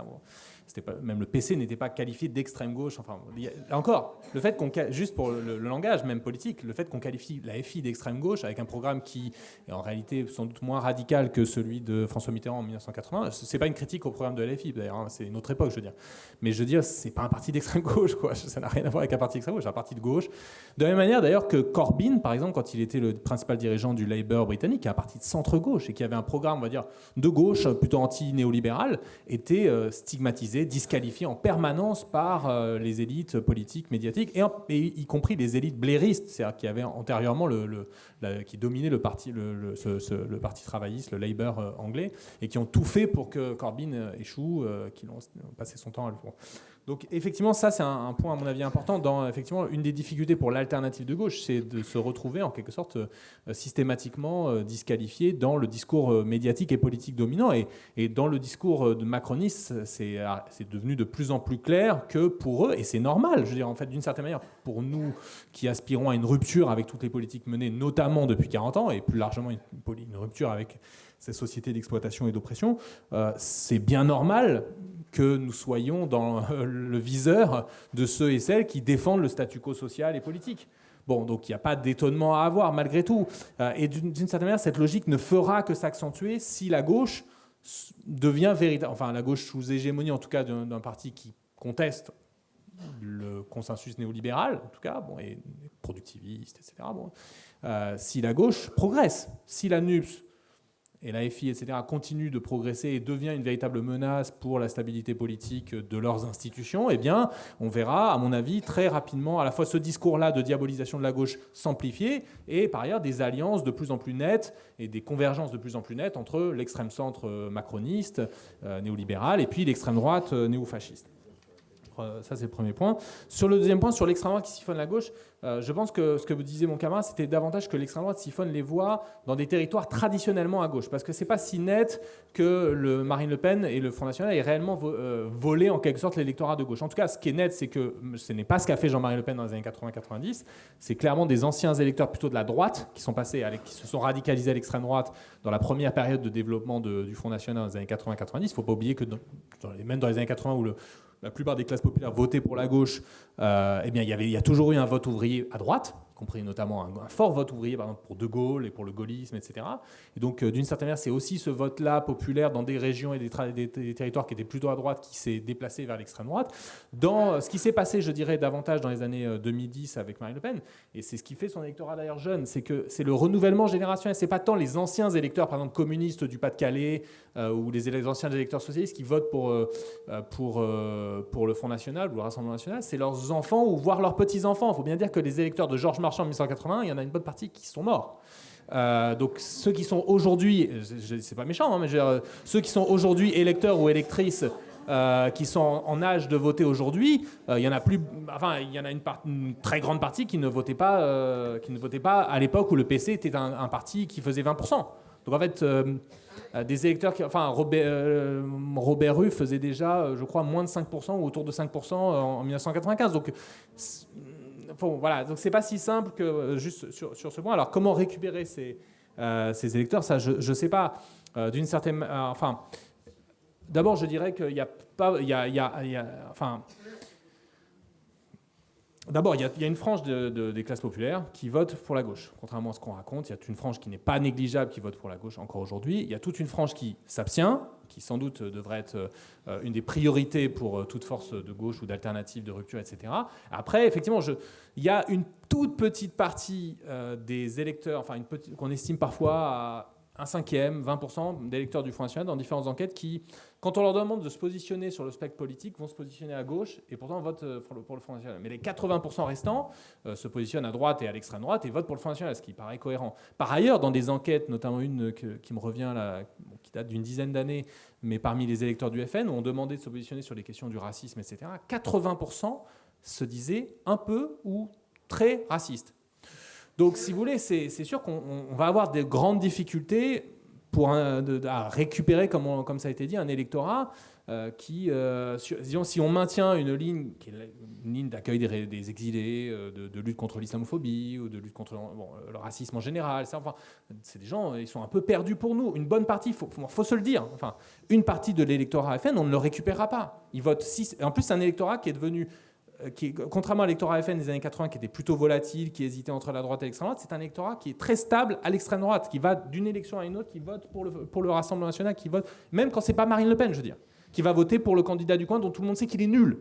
Mais il est RN, il est FN. Et donc c'est une marque aujourd'hui qui est quand même bien installée dans certains secteurs de la population, dans certains territoires. Il faut se le dire. Par contre, il y a une question, et ça renvoie à ce que j'ai dit un peu avant, c'est la question du renouvellement générationnel. C'est d'une certaine manière, les électeurs du FN qui ont voté 10 fois pour le FN, je pense qu'on les regagnera pas. Par contre, leurs enfants, ou leurs petits-enfants, si on raisonne à 30 ou 40 ans, ça c'est important. Et d'une certaine manière, les questions, justement, c'est réussir à politiser différemment ceux et celles qui vont se politiser dans les années et décennies à venir. Et ils vont se politiser, par exemple, sur le mouvement contre la contre-réforme des retraites, etc. Comment, pas seulement la gauche, mais le mouvement ouvrier, le mouvement social, le mouvement syndical parvient à regagner des points, pas électoraux, je veux dire, mais à regagner du terrain dans des franges des classes populaires qui s'en sont éloignées pour des tas de raisons, y compris parfois des bonnes raisons. du fait de réelles trahisons de la part des partis de gauche quand ils se sont retrouvés au pouvoir entre 1980 et 86 par exemple, ou entre 2012 et 2017 avec Hollande. Voilà, je m'arrête là. Oui, alors voilà, mais il y a les luttes. Alors je vois, il y aura plein d'autres questions. Donc, ouais, on ajoutera des choses, mais j'ai déjà été trop long, désolé. Et puis le RN se réapproprie à sa manière les luttes écologiques. Leur idéologue Junion a publié un manifeste écologique et social, donc ils sont très fins aussi là-dedans. Moi, je rajouterai juste 2 choses sur les 2 dernières questions. Sur la première, j'ai pas grand-chose à ajouter. Sur le ratissage ou le siphonnage des voix dans les anciens bastions de gauche, en particulier Hénin-Beaumont, puisqu'on évoquait ça précisément. En fait, c'est né sur la faillite du communisme. Et c'est surtout le communisme dans le bassin minier. Et il faut se dire que quand les élus FN, RN sont arrivés, c'était les premiers à installer la PMI. C'était les premiers à mettre en place le ramassage scolaire. Parce que la gauche, pendant des dizaines d'années, ne l'avait pas fait. Donc, c'est des détails, mais sur le plan local, c'est très important. Ils ont fait des choses que la gauche n'avait pas faites et qui allaient de soi et dont les gens avaient besoin réellement. Donc, je ne suis pas en train de légitimer le RN, mais ils savent faire des choses sur le plan local. Ensuite, notamment pour les élections municipales, mais aussi présidentielles, les militants RN, ils allaient toquer à toutes les portes. Ils ont fait un vrai travail de terrain dans certaines zones, là où il n'y avait personne d'autre finalement, ou très peu. Et puis ensuite, il y a quand même quelque chose qui, moi, me laisse perplexe, c'est que pour avoir bien fréquenté le Parti communiste français, alors il y a 20 ans de cela, le Parti communiste français est quand même un parti qui a une tradition, qui a vécu longtemps dans cette idée que la race se dissout dans la classe. Et que donc la question culturelle, la question raciale, tout ça, c'est pas une question qui doit être abordée, qui fait partie de la réflexion du communisme. Et ça aboutit à des gens comme Roussel. Alors j'ai rien contre lui, mais je veux dire, on le verrait bien avec son saucisson aussi, vous voyez, dans une manif, peut-être moins. Voilà, bon. Donc ça a aussi créé des brèches vers ce passage, ce glissement. Sur la dernière question, sur comment... Ah oui, non, et aussi comment retrouver des voix, du coup, à gauche. Moi, je pense aux initiatives qui se développent beaucoup, notamment dans les quartiers populaires, type Passons-nous, qui sont des initiatives qui essayent vraiment de développer de la concertation, d'essayer d'avoir des leviers, en dépit pas seulement au moment, d'ailleurs, des échéances électorales, mais aussi pour compter dans les projets de NPRU, par exemple, ou d'ANRU, etc. Bon, ça peut être aussi une autre manière de retrouver un chemin buissonnier vers la politique, et qui permet aussi peut-être d'aller dans les quartiers populaires, faire davantage en sorte que les gens votent, parce que même si, c'est vrai, tu as raison, on ne peut pas dire qu'ils ne votent pas du tout. Moi, je vis à Roubaix, bon, voilà. Mais enfin, Mélenchon a fait 80% au premier tour des présidentielles, certes, mais avec un pourcentage de votants complètement dérisoire. Il y avait 80% d'abstention et on se connaissait quasiment tous. Il y avait un entre-soi des votants qui est juste hallucinant, donc on voit bien que ça ne va pas. Sur votre question sur cette espèce de normalisation du votant RN lambda, alors déjà, ce qui est très pénible quand on n'est pas une personne racisée, c'est de subir cette espèce de complicité avec les personnes d'extrême droite qui partent du principe que vous aussi, comme si leur discours était devenu un discours du sens commun, et qui peuvent vous lâcher des choses, mais des propos extrêmement racistes et antisémites, comme si c'est tout à fait normal. Bon, et donc ça crée une espèce de malaise, mais c'est dire comment cette normalisation, elle s'est accélérée ces dernières années, et on en est arrivé à des gens qui sont... Alors bien sûr, personne ne se dit raciste, mais pour la fermeture des frontières et en trouvant largement normal qu'on sorte de la jurisprudence des droits de l'homme en ce qui concerne les personnes sans papier, pour ça, je pense que c'est parfaitement assumé. C'était même un thème de campagne des candidats des Républicains. Donc, il y a beaucoup de choses qui pouvaient nous faire... qui étaient tues ou qui auraient suscité des cris d'orfraie et qui aujourd'hui peuvent se dire, et se dire comme si ça relevait encore une fois du sens commun. Et puis la difficulté face à ce type de personnes, c'est que c'est très compliqué de discuter. Et donc, quel levier on a face à des personnes qui ne sont pas là pour discuter ou qui n'ont pas envie de discuter? Il faut les chercher dans des positions et des lieux très précis, je pense. Par exemple, moi, dans l'éducation nationale ou dans le milieu de la recherche, quand j'emmène des élèves, quand j'étais dans le secondaire, ou des étudiants travailler sur la frontière à Calais, bon, c'est parce que j'espère créer un petit basculement, En fait, il faut les confronter aux faits. Le problème de l'extrême droite, des militants ou des votants d'extrême droite, c'est qu'ils sont complètement déconnectés du réel. Et donc, à chaque fois qu'on peut leur réinsuffler du réel... D'ailleurs, vous savez bien, ils ont tous un pote qui s'appelle Mohamed. Mais lui, il n'est pas comme les autres. Ah mais parce que ça, c'est le réel. Donc, c'est toujours revenir au sens du réel, l'outil majeur de lutte contre l'extrême droite, parce qu'eux, ils vivent dans des mythes. Hervé ? Ouais, peut-être rajouter un truc. En fait, être raciste, aujourd'hui, c'est choquant, mais avant la guerre, c'était OK. Hein. C'était une opinion comme les autres. On était raciste, on n'était pas raciste, voilà. Et là, il y a quand même une offensive de l'extrême droite, mais depuis l'immédiate après-guerre, qu'à un moment donné, on leur a confisqué quand même toute une grille de lecture raciste, qui valait ce qu'elle valait. Hein. Voilà, vous êtes là, vous jugez. Mais... et du coup, comment on va faire après la Shoah pour pouvoir réhabiliter ça. Et tout le travail, il est mené depuis des années. Alors, il y a eu la nouvelle droite qui a apporté sa petite pierre avec « Ah, mais on n'est pas raciste, on est différentialiste, nanana. Chaque culture, on les aime, mais chacun chez soi. » Et puis, chacun a apporté sa petite pierre. Et aujourd'hui, ça commence. Il y a des gens qui commencent à dire « Oui, bon, raciste, pourquoi pas ?» Ça commence à sortir un petit peu, de dire qu'on va revenir à comme c'était avant. C'est quand même le credo de l'extrême droite, vous avez compris, c'est mieux avant, c'était mieux avant. Le racisme, excusez-moi, c'était mieux avant quand on pouvait l'affirmer tranquillement. Et là, c'est vraiment ça qui est en ligne de mire. Et l'arme qu'ils ont utilisée, mais c'est pareil, depuis des années là-dessus, c'est la liberté d'expression. Ah, la liberté d'expression, alors bien sûr, c'est la leur, hein. C'est jamais l'expression des autres, c'est toujours la leur qu'ils défendent. Et là-dessus, on a beaucoup perdu.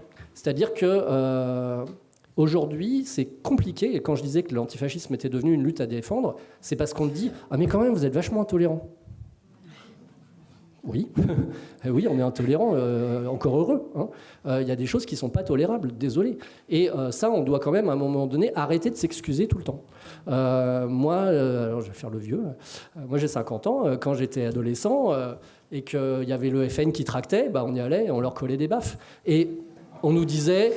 Non mais c'est pas ça du tout, mais je veux dire, c'était OK, les gens disaient, ouais, voilà, c'est le FN, quoi, normal, ils prennent des baffes. Et aujourd'hui, on fait... Et, enfin, c'est pas aujourd'hui, ça fait très longtemps. La première fois, ça nous est arrivé de dire mais chacun pense ce qu'il veut, c'est leurs idées, vous n'avez pas les mêmes. On se leur dit, les gars, qu'est-ce qui se passe? Alors, évidemment, tout le travail de réécriture de l'histoire, de Zemmour, etc., que Pétain, c'était bien et tout, participe à ça, qu'il faut absolument maintenant que les boulets de l'histoire se décrochent et qu'on puisse enfin redevenir raciste et qu'on nous foute la paix. Et ça, c'est vraiment... Alors, c'est pas dit comme ça, puisqu'on peut pas encore le faire. Mais à terme, c'est ça. Et honnêtement, quand on se dit qu'aujourd'hui, le grand remplacement, c'est devenu une idée comme une autre. Ah toi, t'y crois? Moi, j'y crois pas. Mais toi, t'y crois? C'est OK. C'est comme, pour moi, c'est la même chose. Enfin, c'est là où on en est arrivé. Quelqu'un qui dit, ouais, le grand remplacement, quand même, c'est un raciste. Point barre. Les identitaires, ça n'existe pas. Les identitaires, ils ne sont pas identitaires. C'est des racistes. Et à un moment donné, il va falloir quand même réaffirmer ça et que nous, on ne discute pas. Bon, ça a été dit. Et surtout, on n'a pas de problème. En fait, il faut se décomplexer là-dessus, je pense, de ne pas avoir de problème à être intolérant, mais au sens strict, avec un certain nombre d'idées. Si ici, j'espère qu'il n'y en a pas, mais s'il y avait des gens d'extrême droite qui font « Ouais, alors moi, par rapport à ce que tu as dit, non, casse-toi ». Voilà. Et à un moment, non mais c'est vrai, parce que l'extrême droite, on le sait, justement, ça a été décrit tout à l'heure. On ne discute pas avec eux, pas parce qu'on est enfin pas juste parce qu'on est intolérant, parce qu'on est aveuglé par notre idéologie, même si je pense qu'il y a un peu de ça. Mais c'est pas seulement ça, c'est parce que ça sert à rien. Vu que eux, ça a été dit tout à l'heure, c'est la vérité eux qui défendent, avec un grand V. Nous, on est là, ouais, quand même une société égalitaire, ça serait bien. Je pense pas qu'on va y arriver, mais on va y aller à fond quand même. Et eux, ils disent non. Le monde est inégalitaire, point barre. Bon, une fois qu'on a dit ça, et en plus c'est Dieu qui l'a voulu, ou alors c'est la nature qui l'a voulu, ou alors c'est le bon sens, bon, voilà, ok. Une fois que quelqu'un a dit ça, il n'y a plus rien à discuter. Et ça, je crois qu'il faut vraiment qu'on le réaffirme. Et nous, en tant qu'antifascistes, vraiment sur la durée, je vous jure, c'est devenu compliqué. Parce que c'est devenu, les antifascistes, quand même, ils aiment personne, voilà, ils sont tout en noir, ils vivent dans des grottes. Non, à un moment, il faut aussi sortir de ça. Alors, c'est peut-être de notre faute aussi. On a peut-être encouragé cette image. Et en plus, les groupuscules violents d'aujourd'hui, qui nous enferment dans une logique d'affrontement, c'est un peu compliqué, parce que ne pas les affronter, ça veut dire quoi? On va demander à la police. Voilà, donc on est obligé d'y aller. Et en même temps, qu'est-ce que ça veut dire? De l'extérieur, qu'est-ce que voient les gens? Ils voient deux groupes qui se mettent dessus. Je comprends ça, que ça fait pas envie, qu'on se dit comment ils sont tous bizarres. Et en plus, avec ce discours de l'extrême centre, de dire les extrêmes se rejoignent. Alors, je sais pas où ils ont vu ça, parce que moi, quand je tends mes deux bras, ils se touchent pas. Hein. Alors, je sais pas, ils font comment, mais ou alors ils font le tour de la Terre. Hein, mais bon, bref. Donc, il y a tout un nombre de conneries qui sont dites. Et je crois que là-dessus, il faut qu'on arrête de se justifier toujours de ça et de dire oui, ok, sous prétexte, parce qu'en fait, c'est ça, leur dire ah les gars, vous êtes démocrates, hein. Nous non, donc on s'en fout, mais vous êtes démocrates, alors maintenant, démerdez-vous. Non, il n'y a pas de ça. Et je pense que dans ce cadre-là, alors après, avec la nuance que sur la question de la liberté d'expression, je pense aussi, alors là, on ne va pas être d'accord, pas forcément, mais ça peut faire un petit débat, sur le fait qu'il y ait beaucoup de choses interdites par la loi, des propos, des événements, etc. C'est la loi en fait qui fixe ce qu'on peut dire et pas dire, est un problème, je pense, parce que ça les aussi, ça les victimise, ça. Les gens font oui, mais pourquoi le racisme c'est interdit, c'est bizarre, tout ça. Et voilà. Alors je ne dis pas qu'il faut militer pour l'abrogation des lois Guesso comme les négationnistes évidemment, mais c'est quand même à un moment une pierre dans notre jardin parce que l'extrême droite s'appuie aussi en partie dessus. Je pense que ça limite le discours raciste, c'est là où il faut le nuancer, je ne dis pas que ça ne sert à rien, mais ça lui donne aussi une espèce de caution. Voilà. Et juste pour aller dans ce sens, l'interdiction des rassemblements et manifestations fascistes, c'est clairement un précédent pour ensuite interdire des mobilisations de gauche ou syndicales ou antiracistes, etc. Donc, il y a une interaction entre les deux, y compris les dissolutions de groupuscules d'extrême droite ont permis de légitimer la loi séparatisme en disant, en gros, on est équilibré, quoi. On ferme des mosquées, mais on dissout des groupes d'extrême droite, quoi. Ouais, tu fais un homme, une femme, et puis tu vois, tu as la liberté. C'est elle. Ça marche. Oui, bonjour. Je suis assez d'accord avec tout ce qui a été dit à la table. Et en fait, moi, j'ai envie de poser une question assez simple. Parce que pour faire des choses efficaces, il faut qu'on soit aussi d'accord un peu sur le moment où on en est. Et la question que j'ai envie de vous poser, c'est: vous pensez que l'extrême droite peut arriver au pouvoir en France? Et comment? D'ici combien de temps? Est-ce que, par exemple, la Ve République favoriserait un fonctionnement allant très loin, contrairement à l'Italie, par exemple, qui est un régime parlementaire?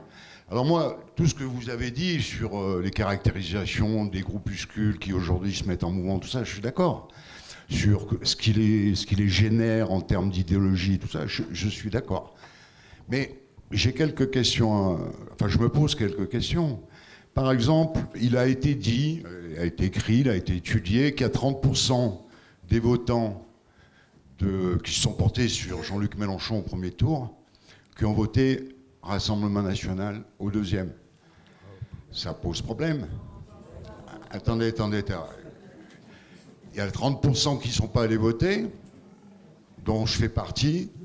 30% qui ont voté Macron et 30% qui ont voté, a priori... On n'est pas partisan de couper la parole, mais vous posez deux questions. Oui, non, mais... Donc on arrête sur la deuxième. Et la deuxième chose, je finis là-dessus. J'ai beaucoup manifesté ces temps derniers sur les retraites. Nous avons viré un député du Rassemblement National et quelques militants du Rassemblement National. Parce qu'en disant, ils n'ont rien à faire dans nos manifestations. Il y a des militants syndicaux ou des militants qui étaient là, qui nous ont dit: pourquoi vous les virez? Ils ont leur place, ils sont contre la loi sur les retraites. On voudrait qu'il y ait une dame qui lève le doigt parce qu'il n'y a que des gars. Voilà. La dame en vert, si c'est possible. On va pas traverser toute la salle à chaque fois. Moi, Bernard, il me fait peur. Il n'y a eu que donc, des je questions l'écoute. de droite quasiment là-bas qui venaient de là-bas. C'est la première qui vient de gauche. Bon, ça sera très court. Est-ce que je suis complotiste? Est-ce que je suis complotiste? Si je dis... ce sera très court. Est-ce que je suis complotiste lorsque je dis que la police est infiltrée par alliance? Ou est-ce que je dis des bêtises? Ou est-ce que peut-être que c'est pas vrai?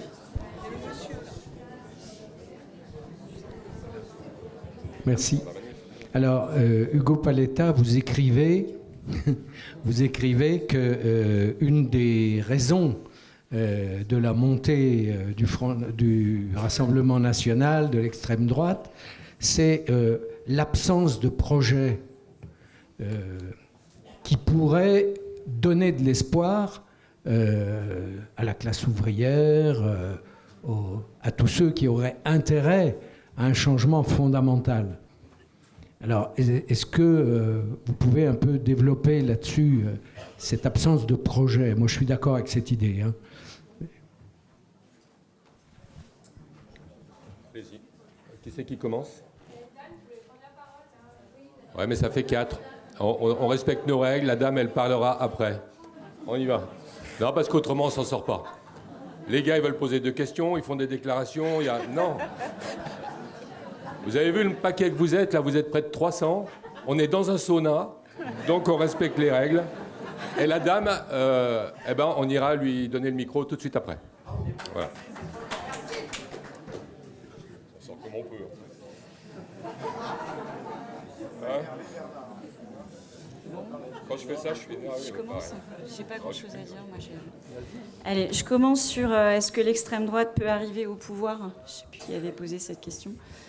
Je sais pas, il y a Gérald Darmanin, il y a Jean-Michel Blanquer. Non, mais bon, il y a quand même déjà ce que tu appelais des agents de fascisation. Alors, bien sûr qu'elle peut arriver au pouvoir, puisque elle dans la manière dont ça s'est normalisé, dont certains partis, dont Marine Le Pen s'est policée, dont les médias sont, en tout cas des médias qui sont quand même pas mal regardés, des chaînes de télé, etc., ce qu'il y a sur le papier de la Horde, sont beaucoup lus et regardés, qui font le travail.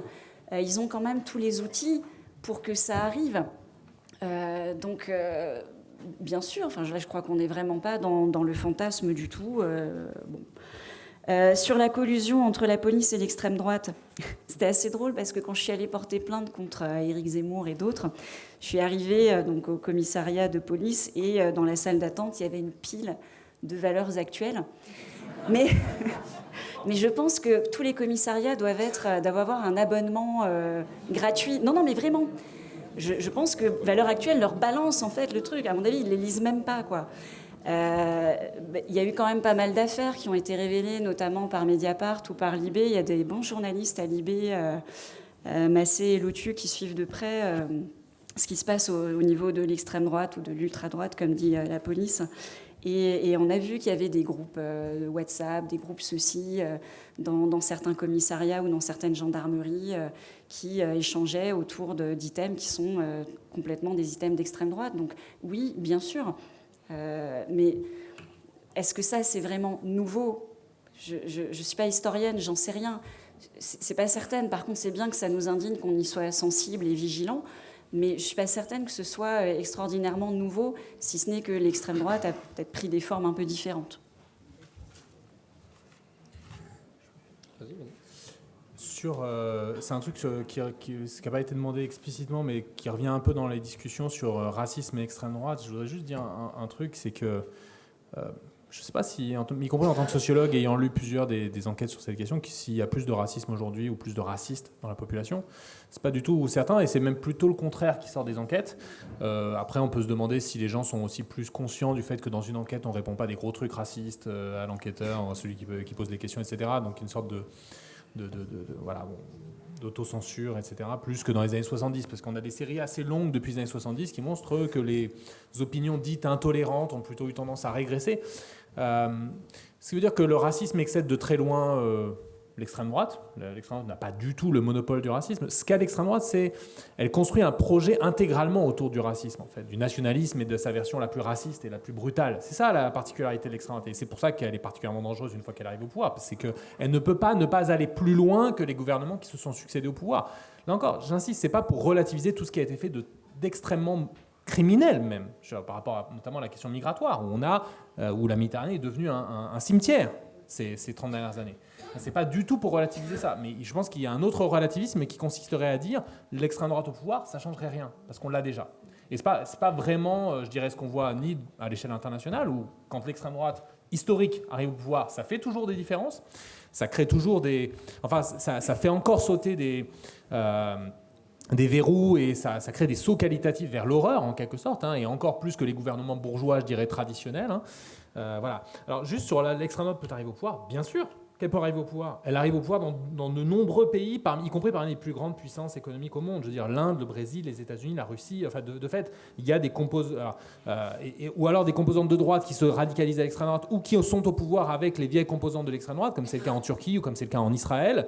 Bon, je veux dire, ou en Italie, où on a une alliance des extrêmes droites, Salvini et Meloni, plus la droite, on va dire, plus traditionnelle de Berlusconi. On a en Suède un gouvernement qui est soutenu au Parlement par l'extrême droite et qui ne tient que parce qu'elle a le soutien de l'extrême droite. On a eu en Autriche une coalition droite-extrême droite. Enfin, bien sûr qu'elle peut arriver au pouvoir. La France n'est, contrairement à un grand mythe d'historiens français, du fascisme français, selon lequel il n'y aurait pas eu de fascisme français ou que la France républicaine aurait été allergique au fascisme, une expression qui a été utilisée par des historiens très centraux, mais qui a été très contestée par d'autres historiens, d'autres grands historiens. La France a une grande histoire à l'extrême droite en réalité, a connu des partis de masse dans les années 30, a connu une dictature d'extrême droite, alors fasciste, pas fasciste, le pétainisme, enfin, la dictature pétainiste empruntait nombre de ses traits les plus fondamentaux au fascisme.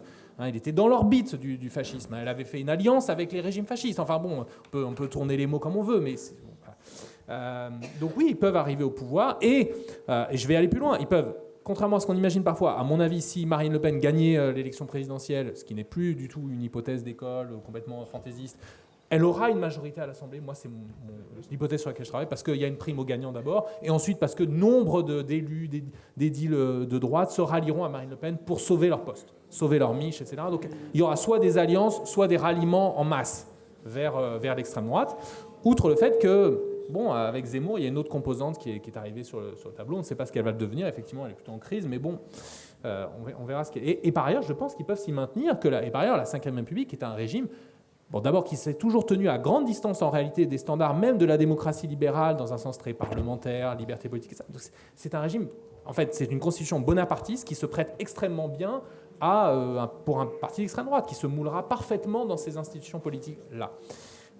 Donc voilà, juste, voilà. Moi, par exemple, pour moi, la menace actuelle, principale, et je pense qu'il ne faut pas minimiser les groupuscules fascistes, les milices qui agissent dans les villes, etc. Mais pour moi, la plus grande menace actuellement, c'est l'arrivée au pouvoir du RN dans les années à venir. Peut-être pas en 2027, d'ailleurs, il pourrait y avoir une dissolution. Enfin, on peut tout imaginer, mais la crise politique atteint une telle ampleur que, voilà, c'est bon. L'autre chose, la question est peut-être un peu mal posée, je dirais, désolé, sur Alliance, parce qu'Alliance, c'est un syndicat policier. Donc la police n'est pas infiltrée par Alliance, c'est le grand syndicat policier, associé traditionnellement à la droite. Et c'est d'autant plus intéressant, et c'est de reparler y compris de fascisation, parce que, en fait, la progression du fascisme dans la police, pour moi, c'est pas tellement l'infiltration de flics fascistes, même s'il y en a, et il y en a pas mal, il y en a beaucoup qui votent à l'extrême droite. C'est historiquement plutôt la radicalisation à l'extrême droite de secteurs de la police qui étaient traditionnellement à droite. La police, elle était à droite, il y avait même des secteurs, entre guillemets, associés au Parti Socialiste.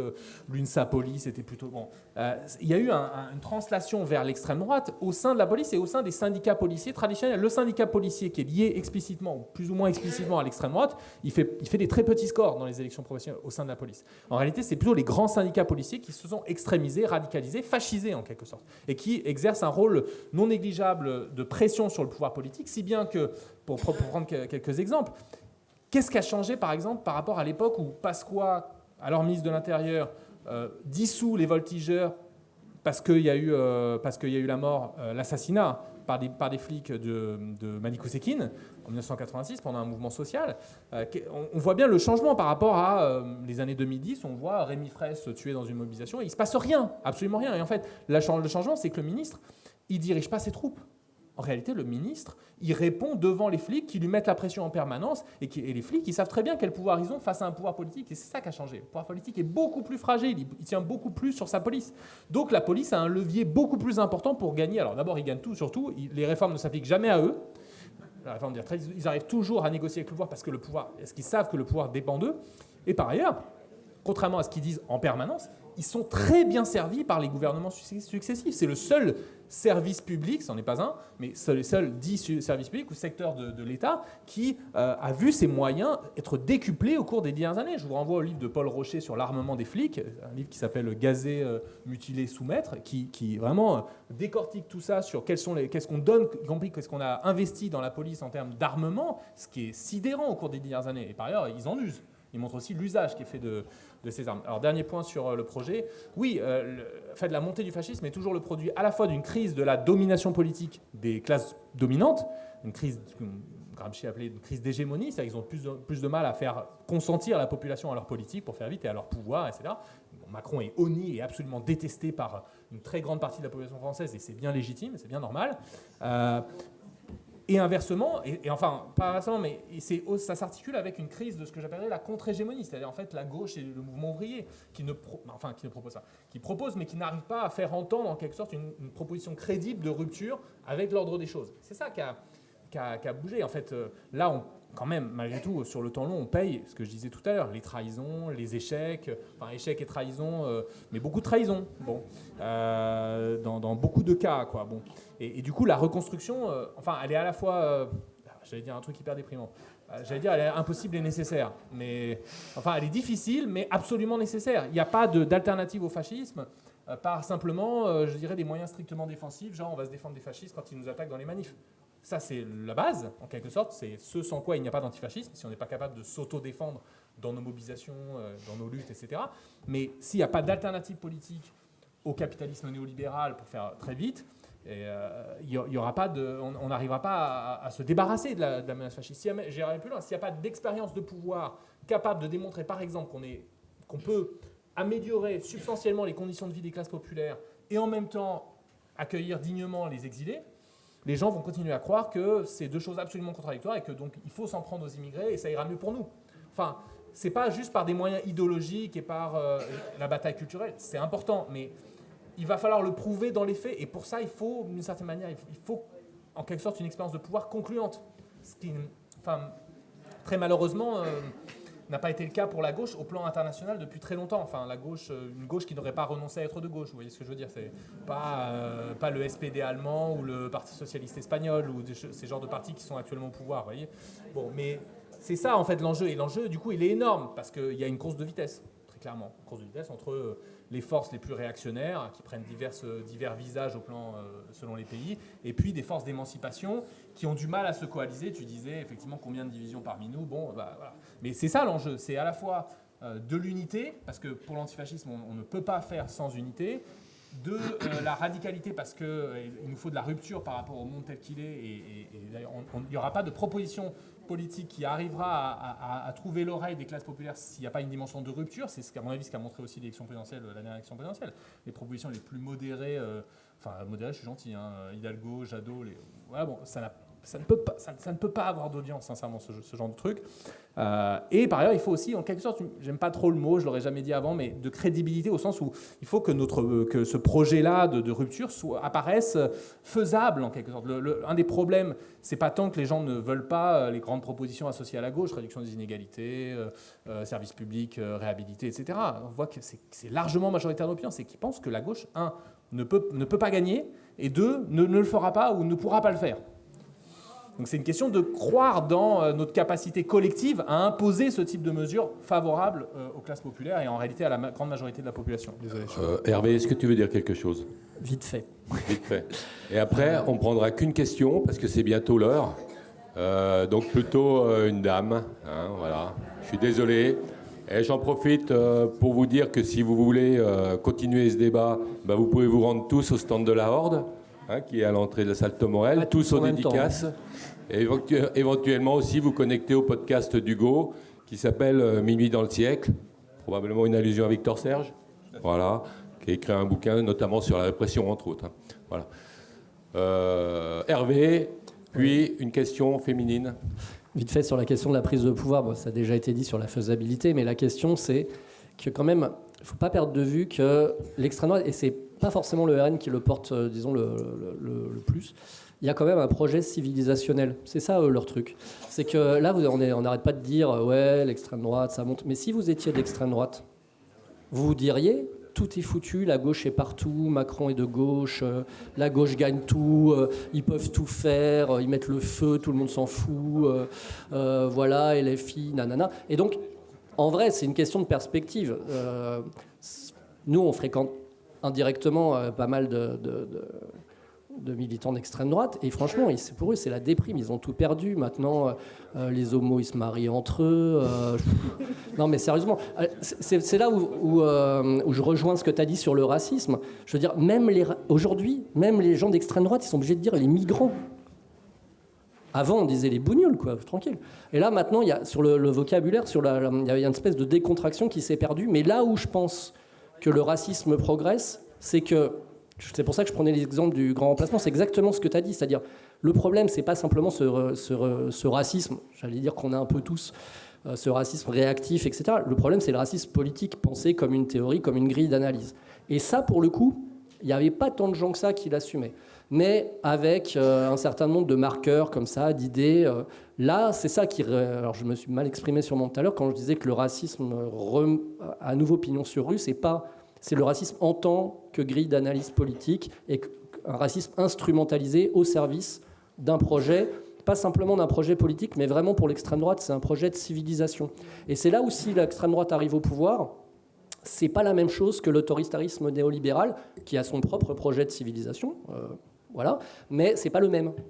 Et je pense qu'il faut combattre les deux de front. Après, sur ce qui est la question de la police, très rapidement, c'est juste aussi ne pas perdre de vue les missions qui ont été fixées à la police, parce que là on est en train de dire que c'est la police de l'intérieur. Alors bien sûr, il y a un phénomène peut-être d'auto-radicalisation, mais je veux dire, quand c'est la chasse aux migrants, les contrôles aux faciès, la répression du mouvement social qui sont devenus un peu la militarisation de la police, parce que c'est pas simplement qu'ils ont un meilleur équipement, c'est qu'ils ont un équipement militaire, des blindés, etc. Quand on en est là, c'est sûr que ça peut pas donner d'autres résultats. C'est-à-dire ils vont pas rester à dire oui, bon, on chasse les migrants, on fait des contrôles faciès, mais non, on est de gauche. Bon, fatalement, c'est un moment, c'est quand même les missions qui fassent, pour moi, hein, c'est les missions, donc le pouvoir politique qui façonne sa police, quand même. On ne peut pas non plus tout mettre le dos sur les racistes qui sont dans la police. Non, mais ce que je veux dire, il ne faut pas inverser. Je ne pense pas que c'est la base qui radicalise la police. Je pense que c'est en grande... Alors, peut-être il peut y avoir les deux, en vrai, hein, qui se complètent. Mais c'est... Ouais, ils prennent... Ouais. Mais en tout cas, je pense que ça vient aussi donc... Voilà. On va passer à la dernière question. Puis après, on aura une communication de Gérard Fumex de Libre Info courte sur une manifestation qui va se tenir. Et puis après, on fermera le débat. Question ? À juste titre, vous avez fait une analyse de texte à juste titre sur le terme ultra-droite et extrême droite. Moi, je fais un peu le parallèle entre deux termes, l'antiracisme et l'antisémitisme, que vous avez utilisé également souvent, parce que je pense que c'est deux termes qui visent le même problème, le rejet de l'autre pour sa religion, sa race, son état, enfin bon. Et je pense que, ne croyez-vous pas qu'il serait plutôt utile d'utiliser qu'un seul mot, ce qui éviterait que dans certains cas, on fasse des échelles de valeurs. Merci.